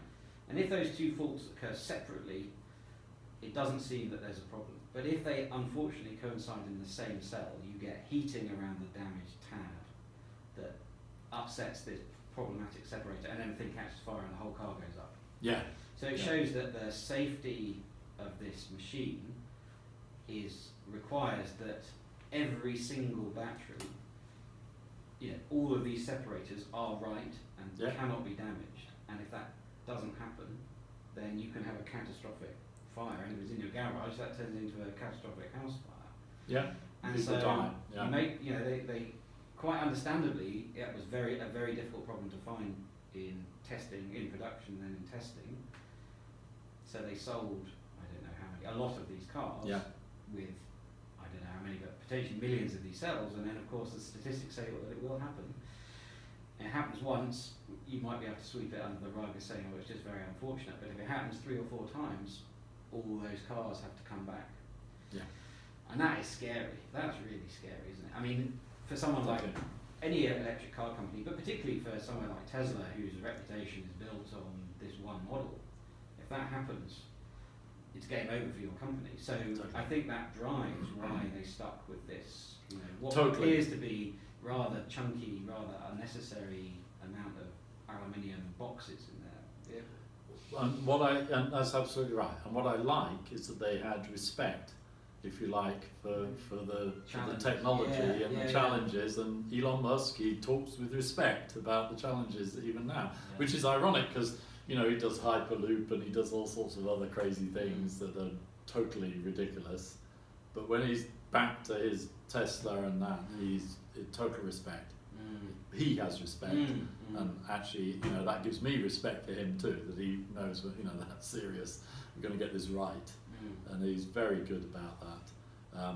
And they are fiercely complicated. I've got a few things here just to sort of impress on you how complicated this is. This idea of incalation or insertion. So the lithium ions are here. So here is lithium ions, not electrons or whatever, or hydrogen atoms in the ions in the nickel metal hydrides, little hydrogen ions. Here is lithium ions moving. These are solid little chunky things, and these are moving across with the graphite and the other layer, which is a crystalline structure again. Those ions, lithium atoms, have to move in to the crystal structure. The graphite has to widen out. The crystal has to widen out. So it grows about 25% when you're charging it. And it's like, mechanically that's a nightmare, right? You've got this separator, you've got to keep these things apart as well. And the whole thing's mechanically moving around. There's got mechanical losses in there. There's energy, forces in here, pressures. This is suddenly a nightmare. If you even start to think about this, is a nightmare. And this goes directly to the charging and the discharging. So you don't ever discharge your battery too much chemically, because if you did that, these crystal structures, the graphites, they would collapse, right? So you keep them opened up with some lithium in there, so you don't over discharge them. The charging beyond 90%, think about it, you've got to slam the last bits of lithium into this structure somehow, which means it's all got to wiggle around in this crystalline structure. Nightmare. So getting that last 10% in there is really tough. So again, the charging has to be really careful. You can fast charge up to about 90%, but the rest, you're going to have to take your time and let that thing sort itself out.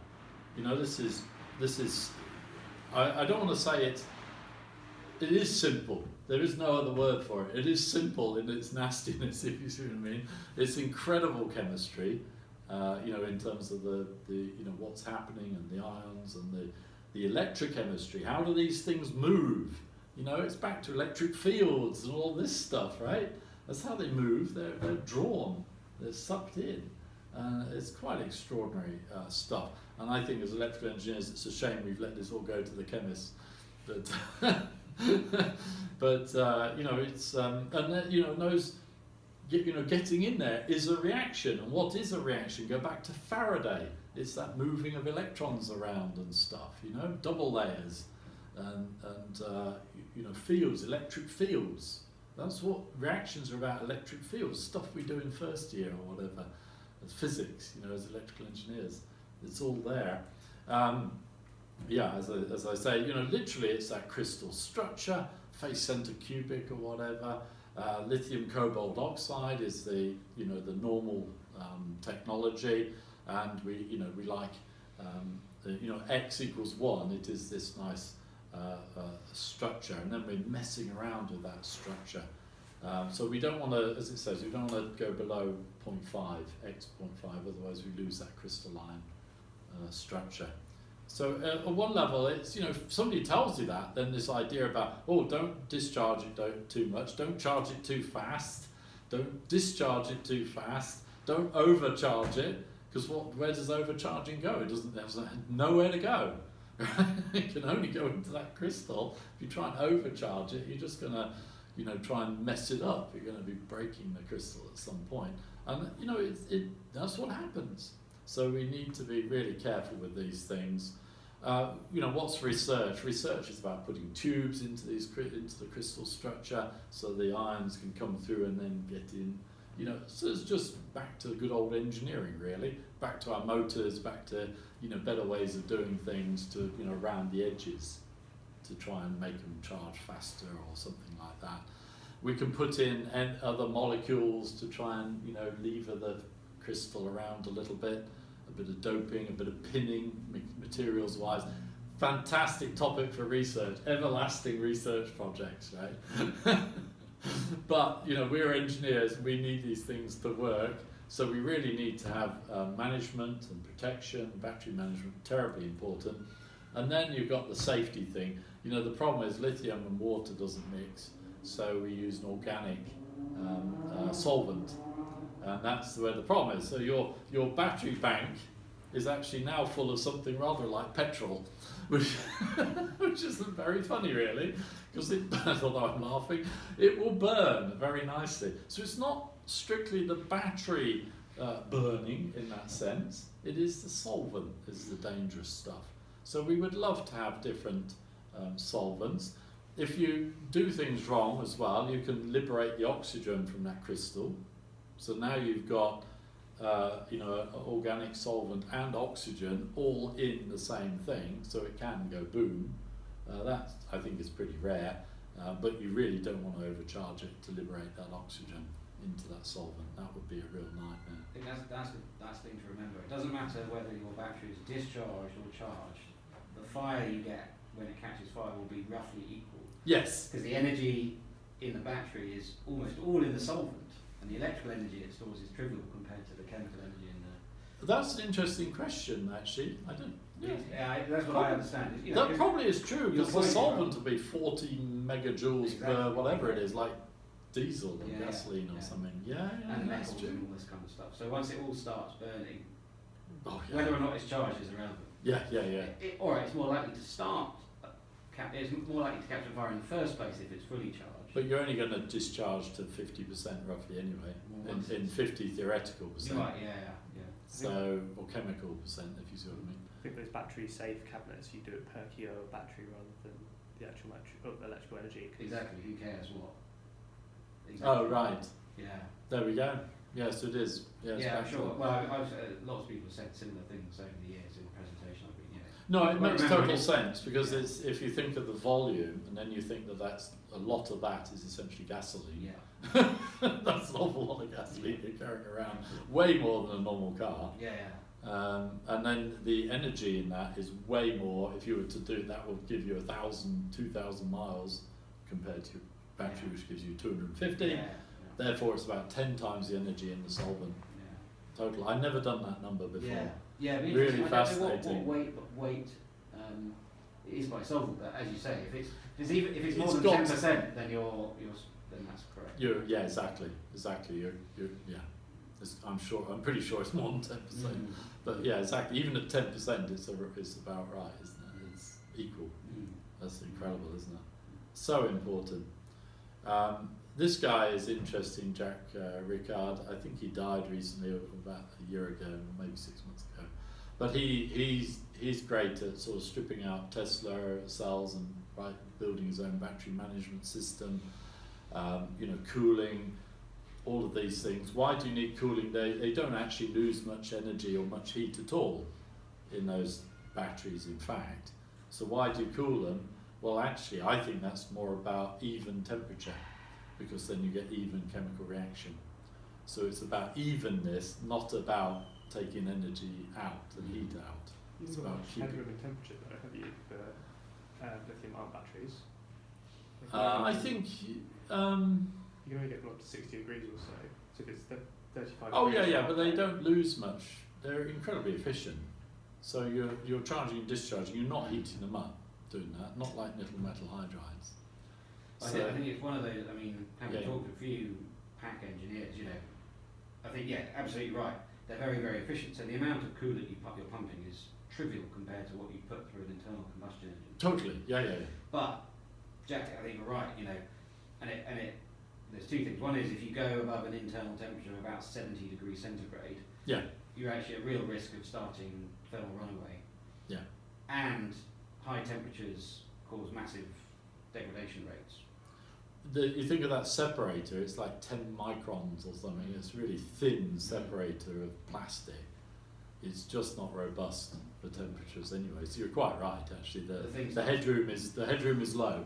The headroom is low, and the uniformity is very important because of the very rapid degradation. Even if it doesn't catch fire, I mean that could be classed as very rapid degradation, couldn't it? So, even if you don't get quite to that point, when you're up at the 60 degrees, your calendar life is just dropping like a rock. And so if you're in California and it's hot outside and your car is always hot, your battery capacity will fall off quickly because all these side reactions driven by the temperature. Yeah, no, that's right. And I think it's if you've got a big array, because with that many batteries, you can't battery manage every individual one. Yeah. So you've got to be sure that it's not. Yeah, you really want to have groups of them at the same temperature. It has a fusing system in the Tesla as well, so that they fuse out dead cells or whatever. So that's why some of the capacity goes down as well, because they are literally losing cells from the circuit. Yeah, I've seen that fusing thing is really interesting, isn't it? I don't know if anyone's seen any of the videos or pictures. So each of these cylindrical cells has this little fuse wire that links it to the bus bar. And I must say, I'm not quite sure of the motivation, because in order to get that to fuse, you have to have a large current, which means you have to have a large voltage differential.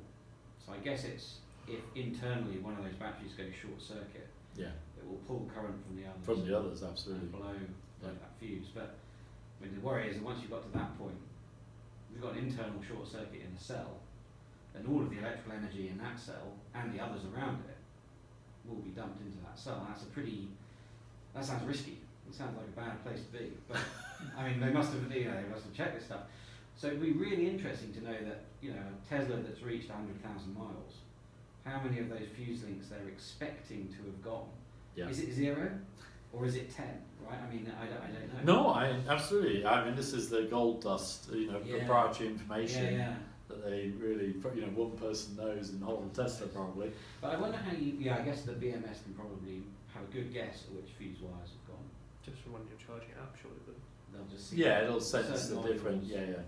So you won't know exactly which one, but you'll know in a module. Well, this one's got 10% less capacity. Totally. I mean, so you could say ultimately Tesla's crown jewels are in this battery management and that whole battery pack thing. And by not going down the GM and many other manufacturers' route, they've avoided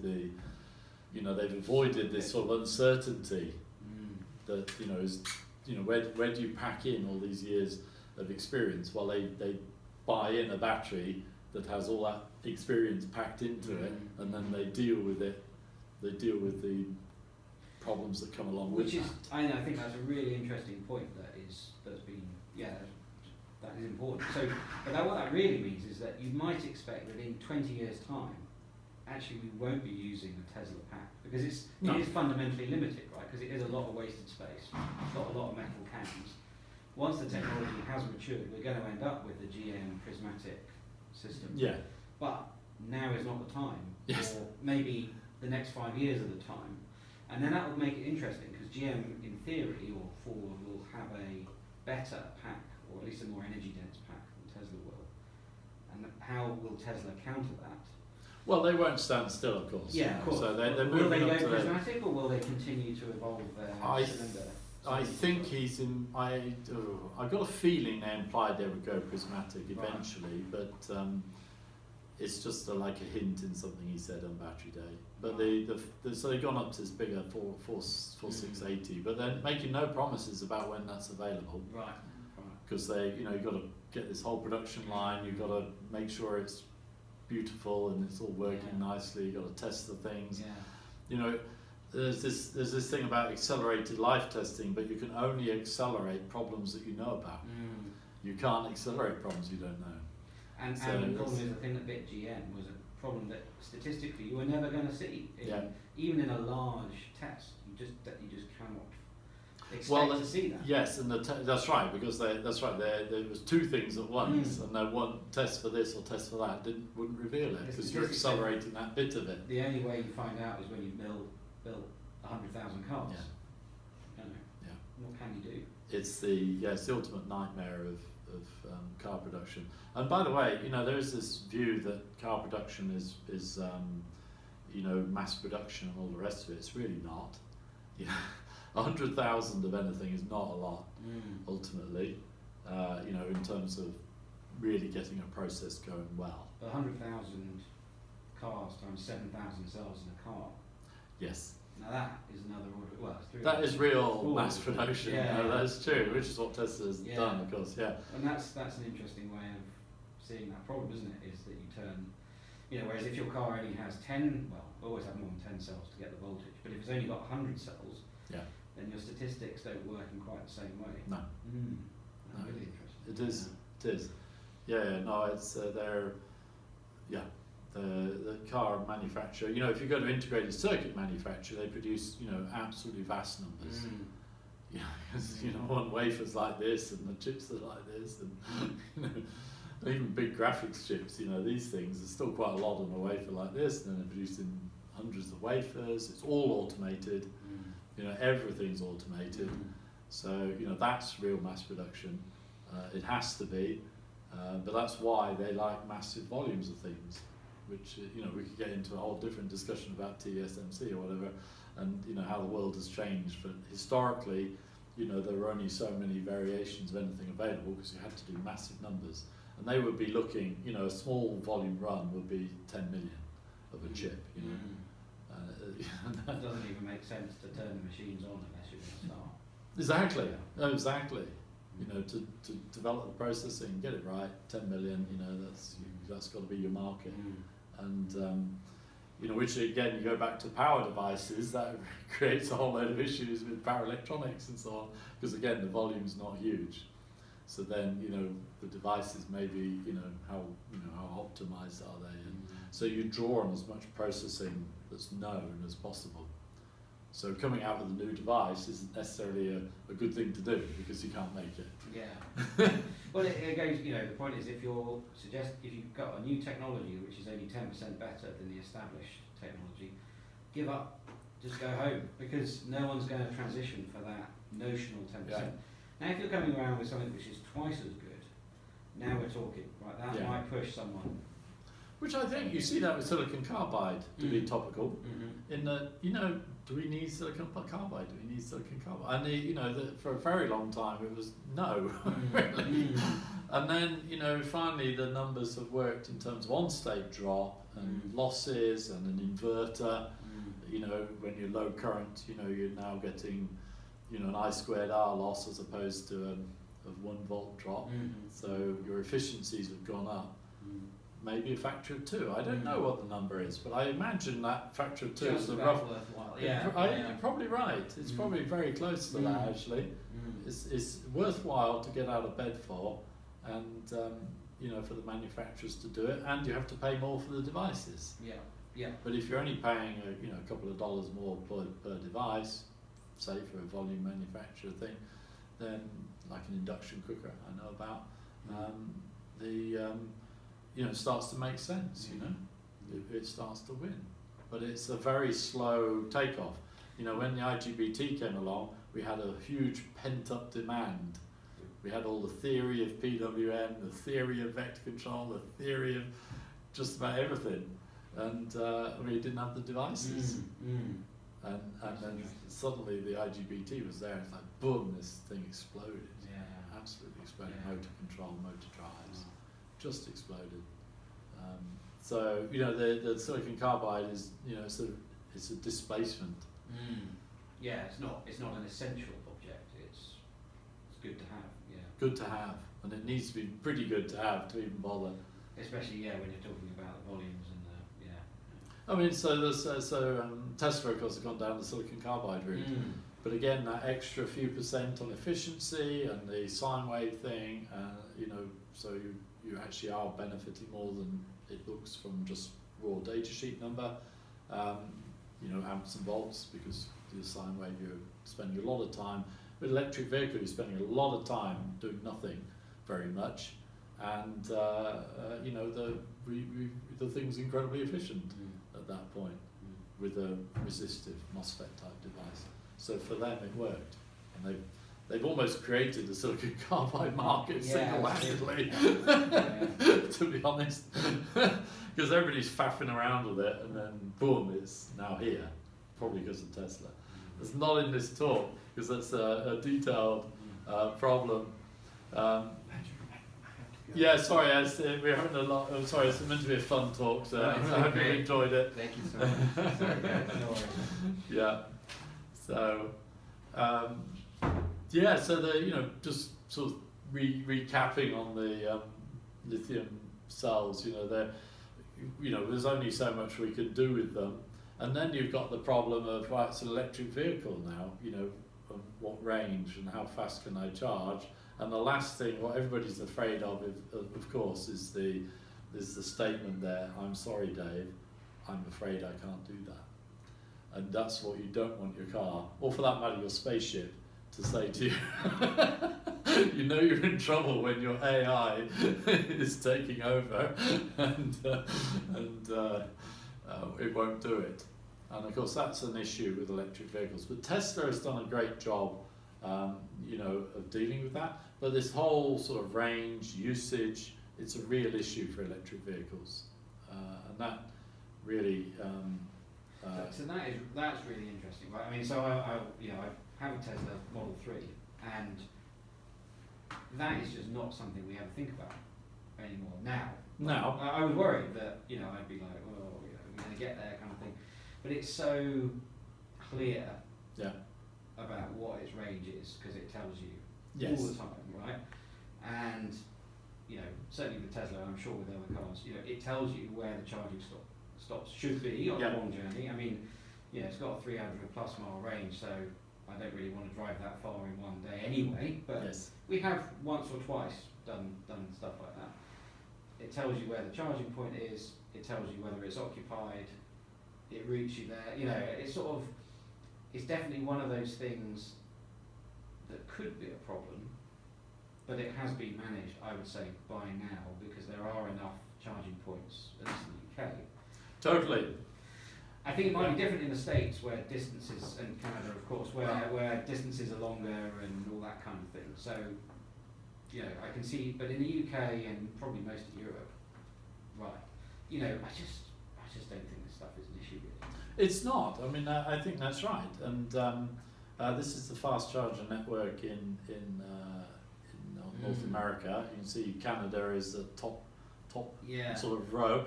It's not a huge number, but once you get off the beaten path, yeah, but 300 miles is a long way. Yeah. So you just have to plan. Find your hotel, your meal, You've got to plan a bit, except that you're not going to go 100% charge, because that's going to take a long time. So you're just doing top-ups once you're on these long journeys. So, you know, when we've been on holiday, we don't want to turn it into anecdotes from my life, but you know, the point is, you do exactly that, right? You drive, and you know you can't drive back because you've used more than half the charge. But wherever you stand, either you ask them if you can plug in, or you just plug in anyway through the window, right? You can leave it overnight, back to 90% charge, carry on, kind of thing. You know, so Totally. anywhere there's electricity, and as long as you're planning to spend a night there, it's just not a problem. Yeah. Yeah. But in order to get the 300-mile range, you necessitate having a humongous battery pack, which has got Relatively large. Yeah, I mean, 75 kilowatt It's, hours. yeah, it's not as big as you would think, actually. 75 kilowatt hour. I mean, it is big, don't get me wrong, but yeah, I mean, I'll come back to that in a moment in a bit of detail. Let me just show you this. This is, there was a book in the 80s, The Zen and the Art of Motorcycle Maintenance, which was a story of a young man and his father riding motorcycles across America. And this is the route. And actually, if you compare that route to the map there, you could do it. You could do it in your Tesla. And you're not going to drive across America in a day. It's huge. Yeah. You know, as you say, 300 miles is pretty much, a pretty good run in a day. You probably don't want to do much more than Well, that. if you've got kids. That's right. So, it's, then, you might top up, do a quick fast charge over a meal and, do 500 miles in a day. It's fine. So you could do it. And it's interesting, it does map quite nicely. It could be done. Yeah. And that is a huge breakthrough in a sense, that it can be done. All those little cells working away. It's marvellous, really. So that was a point there. I'll come back to this point. There's only a few slides left. But the electricity grid. So people always say, oh, what about, if all the cars are Teslas, it's going to be such a disaster for the electricity grid. And, I've been to various talks and, people are wedded to this. I just want to talk about this very briefly. So, interestingly, in 1930s, oil production grew hugely. Gasoline was cheap. It was a byproduct of other uses of oil. So it was dead cheap, and big American cars were big for several reasons. One is it's a big country, so it's nice not to break down in the middle of nowhere, because nowhere means nowhere. It really does.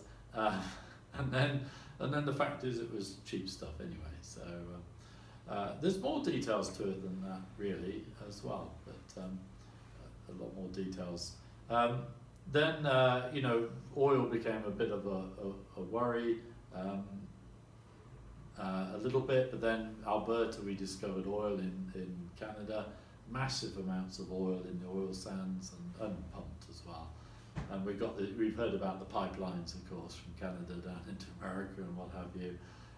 And the 1970s, Middle East oil sort of came on as US oil declined a bit. Now, of course, I was a student in 1980s.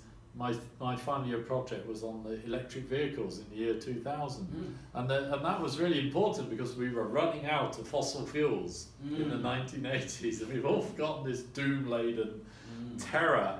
Peak oil. I remember at school being told about peak oil. In the sort of, what would that be? Yeah, just before, in the 1990s. Yeah. And it still being a thing. Oh, totally. Yeah. It was a huge thing. I mean, they thought we were running out of coal, let alone running out of oil, extraordinarily. They literally didn't know how much we got. North Sea oil had been discovered in the 60s. We were pumping that, but the reserves, the known reserves, were not big, and we thought we were going to use it all up. And that's why the 70s cars are small. Even American cars in the 70s were small. Volkswagen Golfs and things like that. The Rabbit, as they call it. Going back to Volkswagen. But it was an acceptable thing to do, compact cars.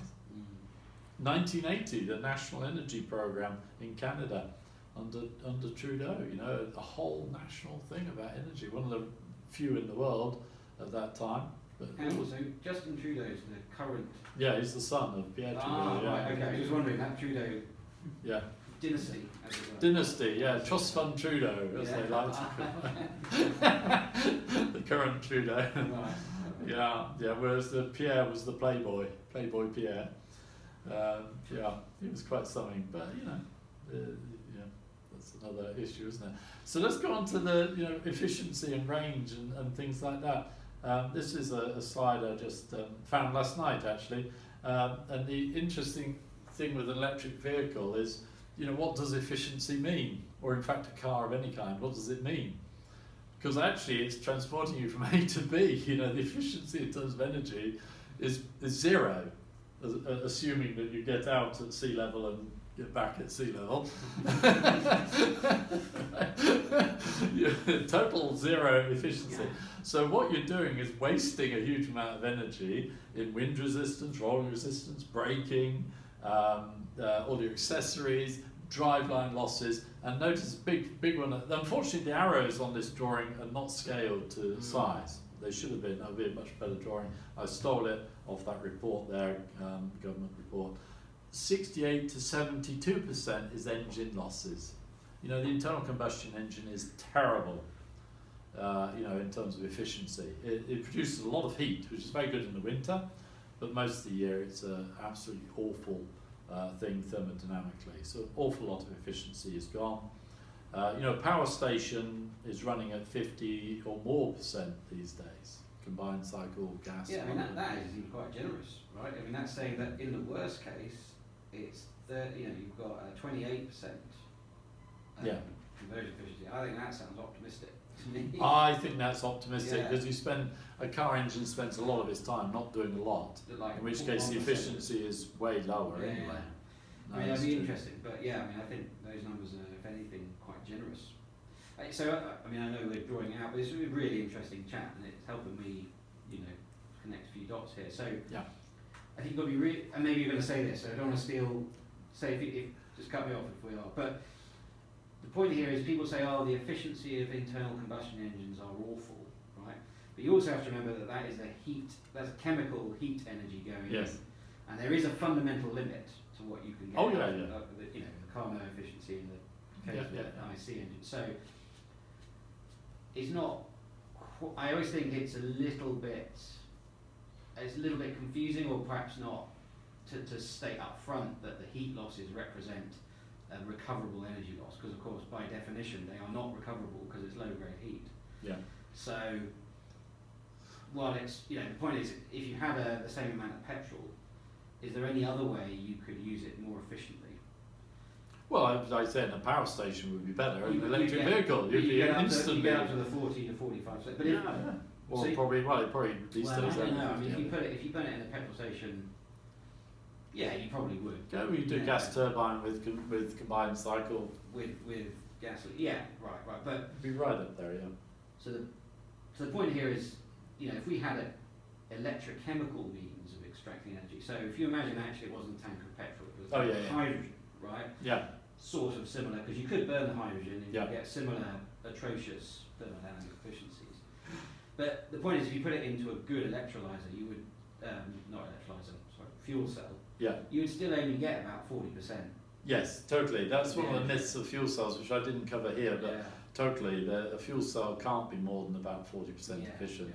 And that's a really important point to make, Yes. I think, and that's the bit that's often missed in these discussions. So totally, you have to go back to Gibbs free energy and Nernst equations and all this good stuff, and you end up at 40%. And you say, that's the number. Just because there's this amount of heat energy in there, does not mean there's this amount of mechanical energy.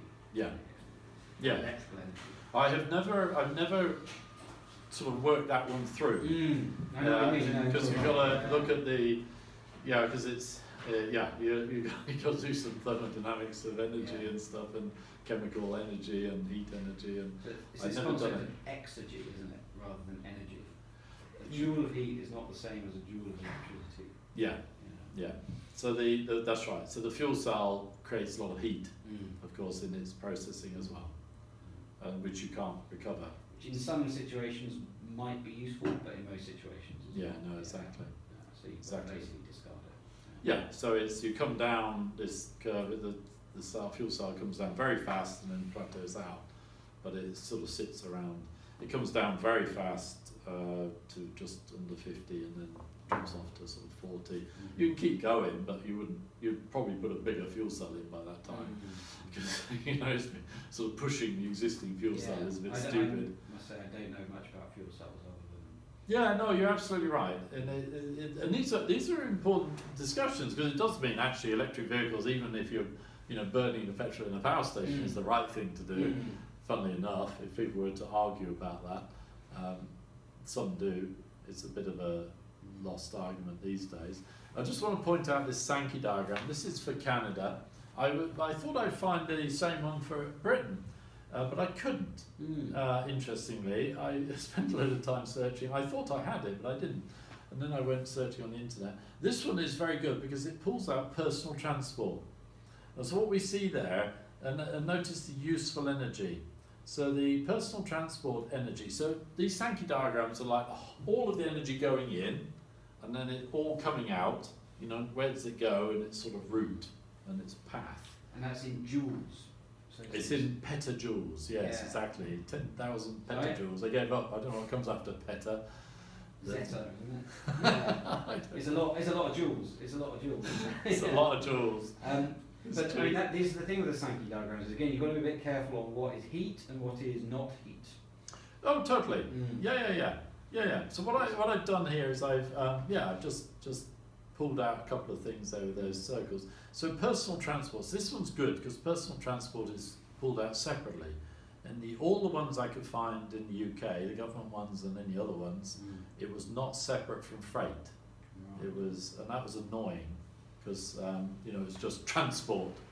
Well, that doesn't help me in the electric vehicle argument.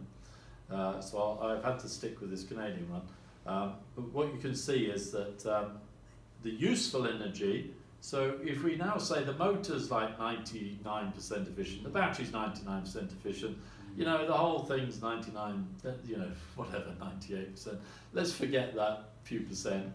So in other words, the electric vehicle is only that sort of orangey bit.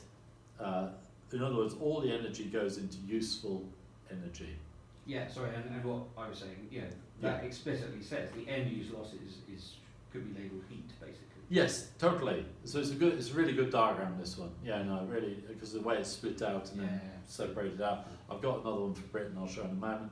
So then we take that little orange line, whatever, beige line, take that line from up there at personal transport and now plug it in to the electricity generation line. And that's quite interesting because it's not a whole lot of extra generation capacity needed. And in the UK we have, in principle, loads of extra generation. We're shutting down gas turbine plants, in fact.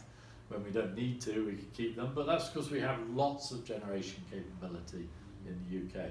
So even taking the whole of personal transport and plugging it in is not a catastrophe at all.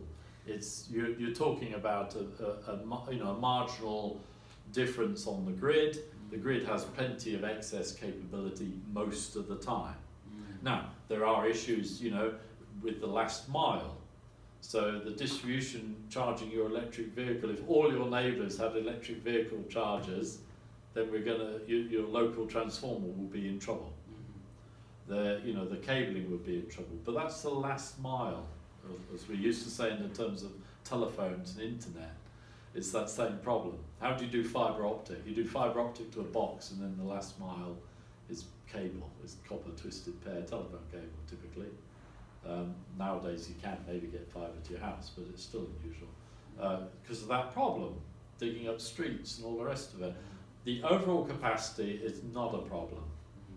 There's marginal issues about bad days in winter and things like that, but we have those issues today. On average, this is not much of a problem at all. Again, just to back up that point, I think it's a really important one because this is often what people get stuck on. Oh, totally! You hear it all the time. Yeah, YouTubes and discussions. The way I've always, I think it was actually Malcolm McCulloch. I went to a presentation with one of his students, and this point came across very strongly, which is if you look at the normal demand curve for the UK, obviously it goes up, in the morning and then down in the evenings and all this kind of stuff. And so the network is designed to cope with the peak. Yes. Right.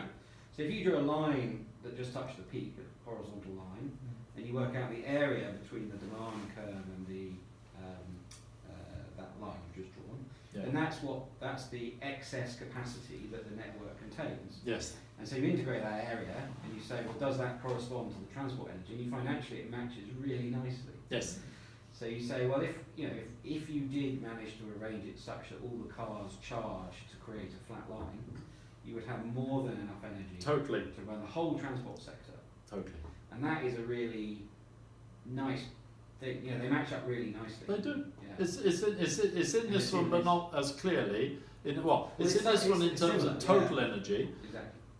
But your point about the grid and the peaks, and there is a real, and it's a project I'm trying to work on, is that when should we be charging our electric vehicles? During the daytime, people. When there's a slump in the daytime. So that's really interesting because that's very country dependent, right? So Yes, In the that's UK, true. we it's big peaks for cooking and heating and lighting in the evenings, but in Saudi Arabia, it's a massive peak at midday for the air conditioning. That's true. That's true. So it is a sort of country by country. It is a country by country, but we need to be coupling the charging behaviour in with the rest of the electricity Of course, thing.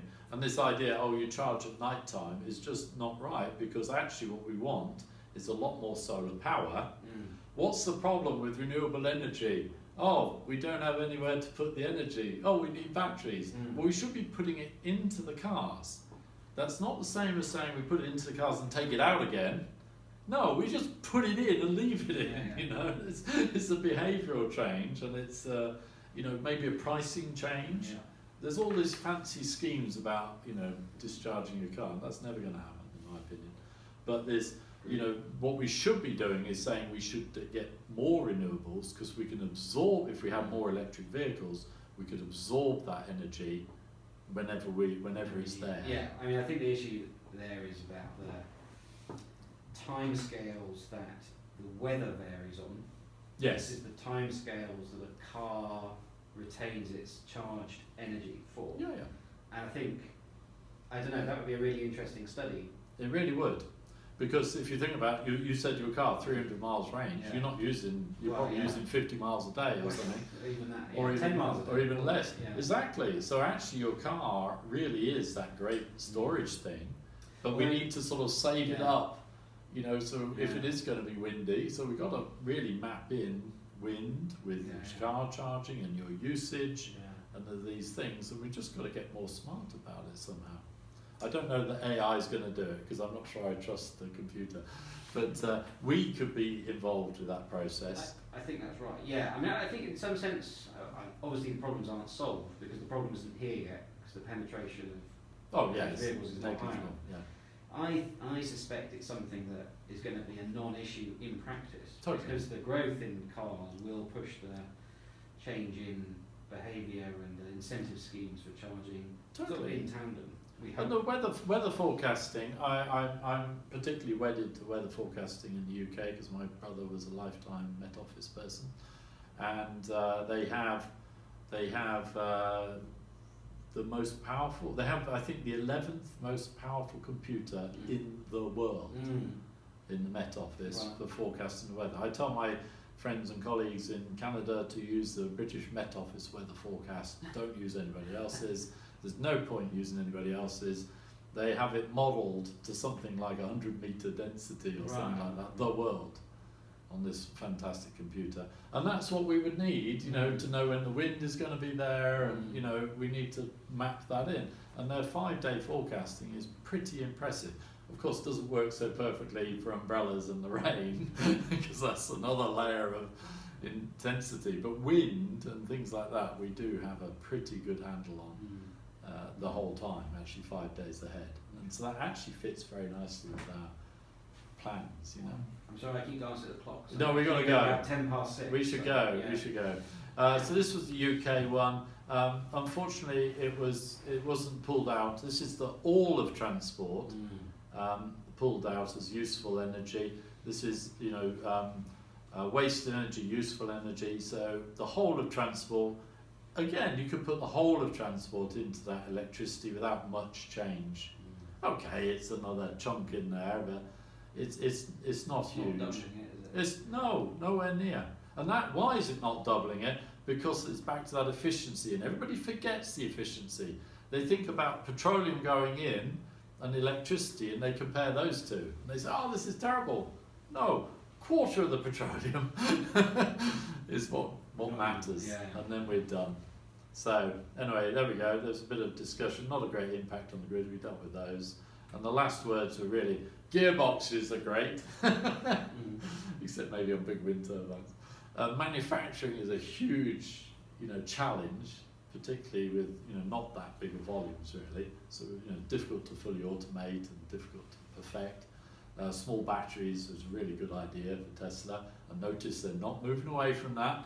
They've only gone up to a slightly bigger battery that's about that long by that, right? It's not that much bigger. It's a lot more volume. It's more than twice the volume, I think, but it's not a much bigger battery because they're smart and sensible.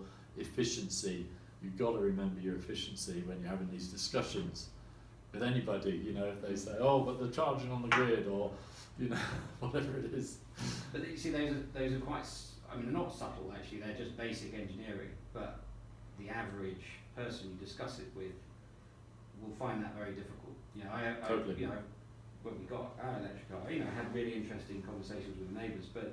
And they in general, they're all, "Yeah, this is great. We're all expecting to see it." But trying to have that discussion about what energy really is in the context of a vehicle is tricky. And it's all wasted as well, which is to Yeah. go back to my point. Yeah. And that's the challenge too, because the problem with that wastage is the cube law of wind resistance too. So if you start going fast, your range does go down very nastily. So again, anecdote, if we were driving back from the Lake District, the Tesla said, "Oh, you should drive under 70 miles an hour or you won't make it home." Yeah. Which was interesting. It's like, well, of course I'd drive under 70 miles an hour. I want to, my motorcycle is terrible. Electric motorcycle, I need to do a YouTube of why electric motorcycles suck or whatever, because then you get loads of hits, But they do, because It's just a big sail, isn't it, a motorbike? there's me on this top of this thing, we've got the wind resistance of a brick, and it's just awful. I mean, if you think about frontal area, turn me on a motorcycle on the side, you're the same as a Tesla. Basically, Tesla's very low, the Model 3 or whatever, it's very low, very slippery, fantastic. And the motorcycle's terrible. So does anybody make a reclined motorcycle when you're sort of There. Only for the salt planes, isn't it? Only for world speed record attempts. It's Yeah. not reclined bike, it's called Recumbent. recumbent, yeah. Yeah. They get up to insane speeds. Yeah, no, that's right. So you could do the same with a motorbike. You could. Sort of laying back in the seat. You could, and there is a company making a three-wheeler type of thing, single person. It's absolutely superb. So it's cigar shaped and very cool, very frightening probably. I'd rather be on a motorcycle up here with a truck and its wheels and feel I'm Most really. people don't ride motorbikes for the practicality or the efficiency, do they? They ride it because they enjoy that. I mean, I know, obviously, actually, in some countries, of course, Funnily enough, there's a lot of motorcycles in London. yeah, A huge number in London. but that's to beat traffic. Yeah, well, and parking. So being in a cigar-shaped thing close to the ground is not going to be great. No, not at all. No, exactly, because you've got to be up high and just visibility. And you weave around the dynamics of the way it's done. Yeah, you can weave in and out of traffic. You feel very safe, actually. Surprisingly, surprisingly in good. this three-wheel thing.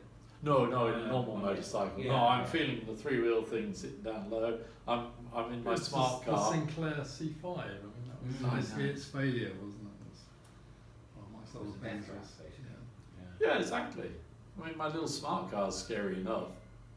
I mean, literally, I have to sometimes drive on the horn because I've been literally at traffic lights. So I'm in a low smart roadster, and and I'm at traffic lights. So the car, you know, has pulled up behind me to the side of me. They know I'm there, and yet we got a roundabout, and they'll cut across the roundabout in front of me.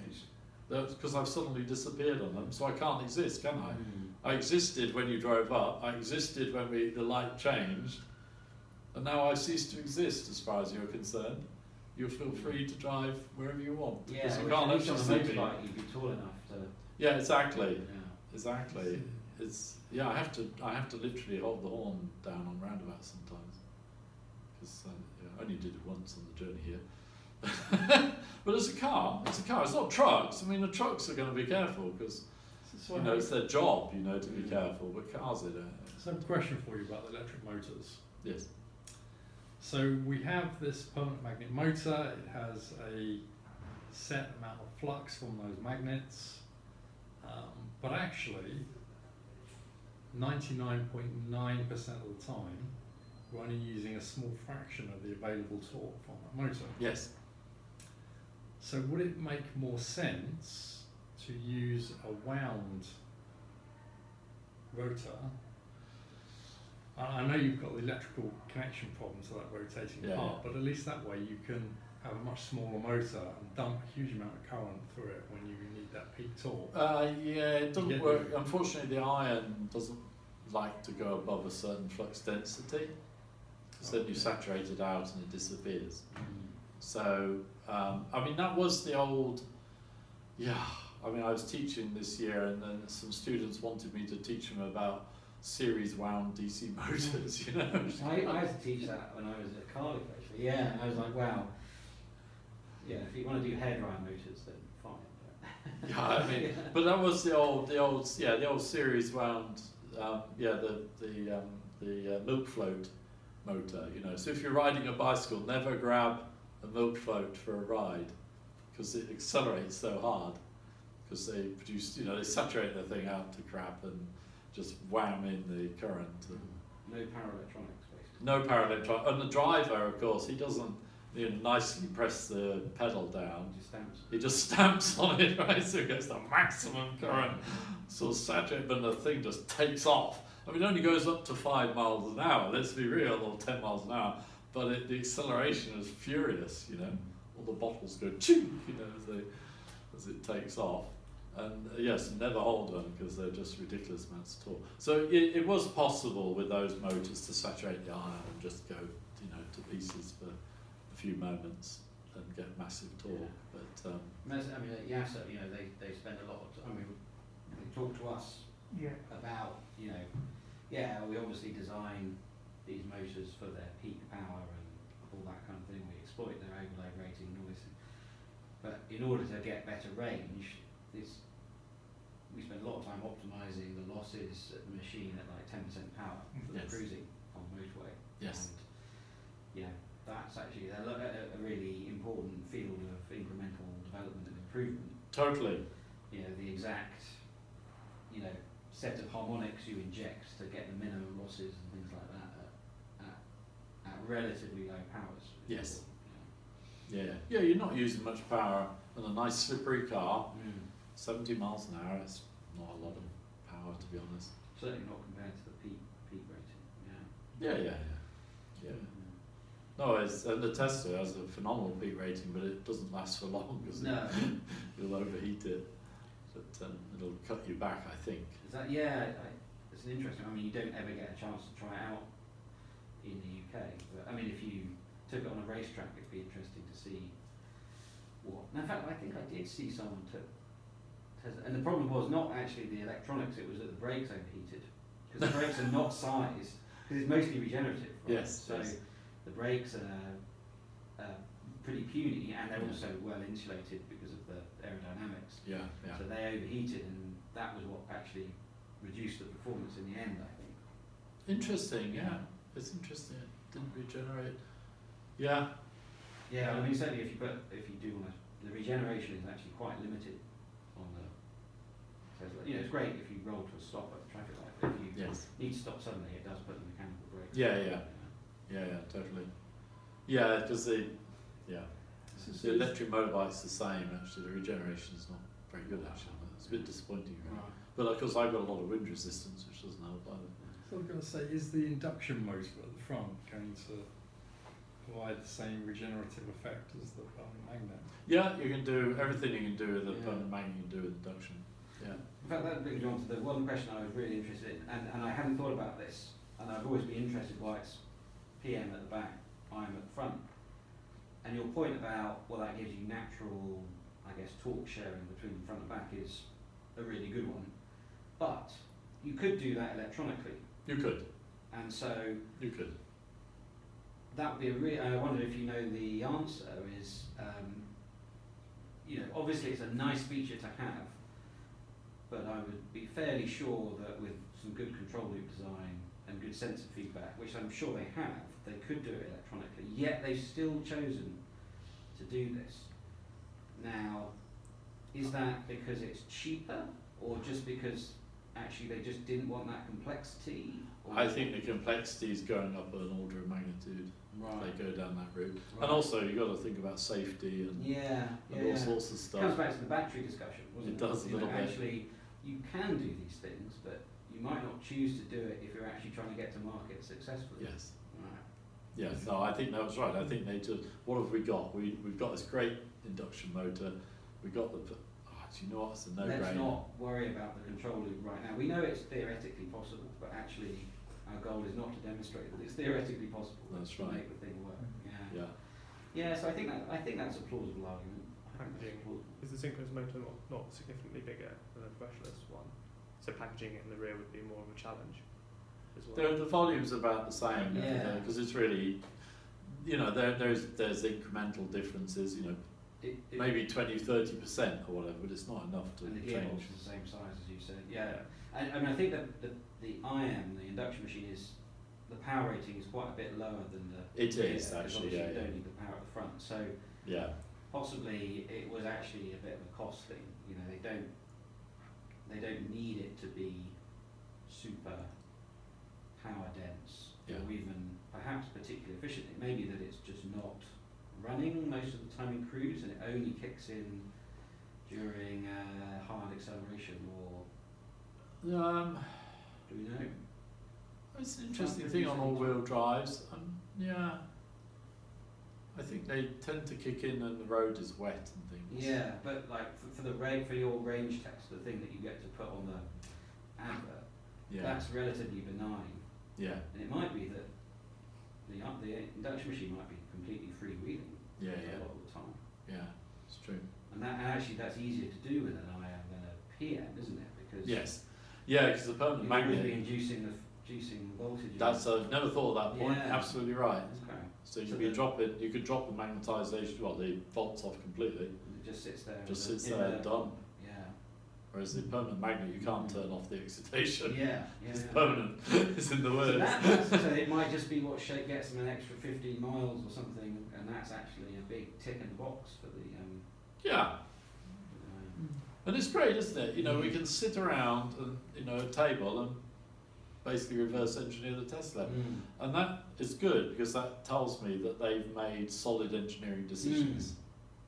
Yeah, 'cause There's it no does strike magic you they're as trying to odd pull to here. start with. You'd expect, the one engineering thing would be say, well, let's make them identical, Yes. and then we only have one part.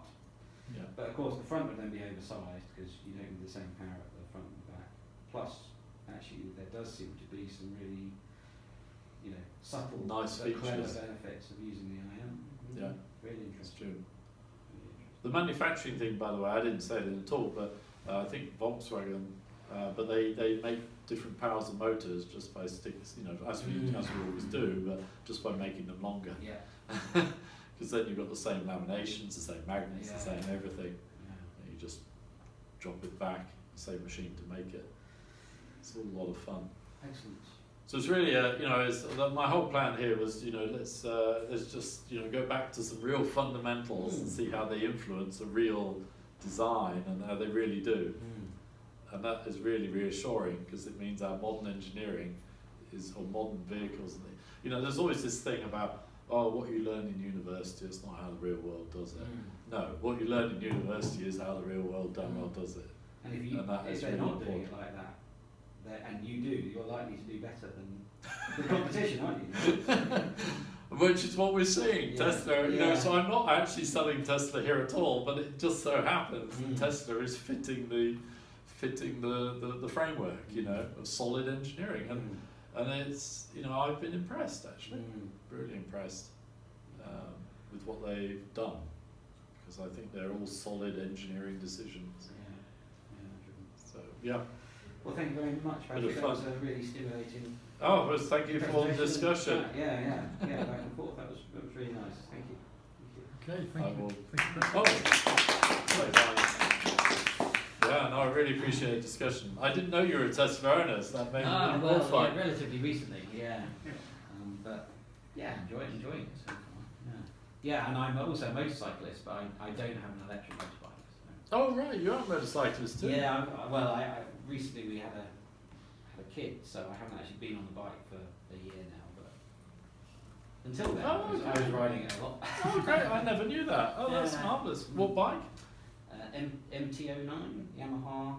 Oh, yes, Yeah. Oh, very nice. Oh, Mm. wow, yeah. Yeah, it's good fun. Good Little, fun. little tasty, yeah.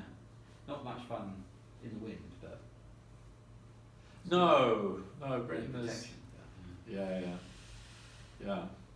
Oh, very nice. Yeah, I've got a Harley Davidson Ah, 883. So. Oh, okay. Yeah, I actually I did it. Anyway, we should be. You were tempted, no doubt. I actually rented a Harley in Tennessee. That was my first time I rode a Harley Davidson and did the Smoky Mountains on it. Oh, That was wonderful. amazing. I had such a good time doing that. Oh, yeah. Well, I've never done that. I would love to do it. Well,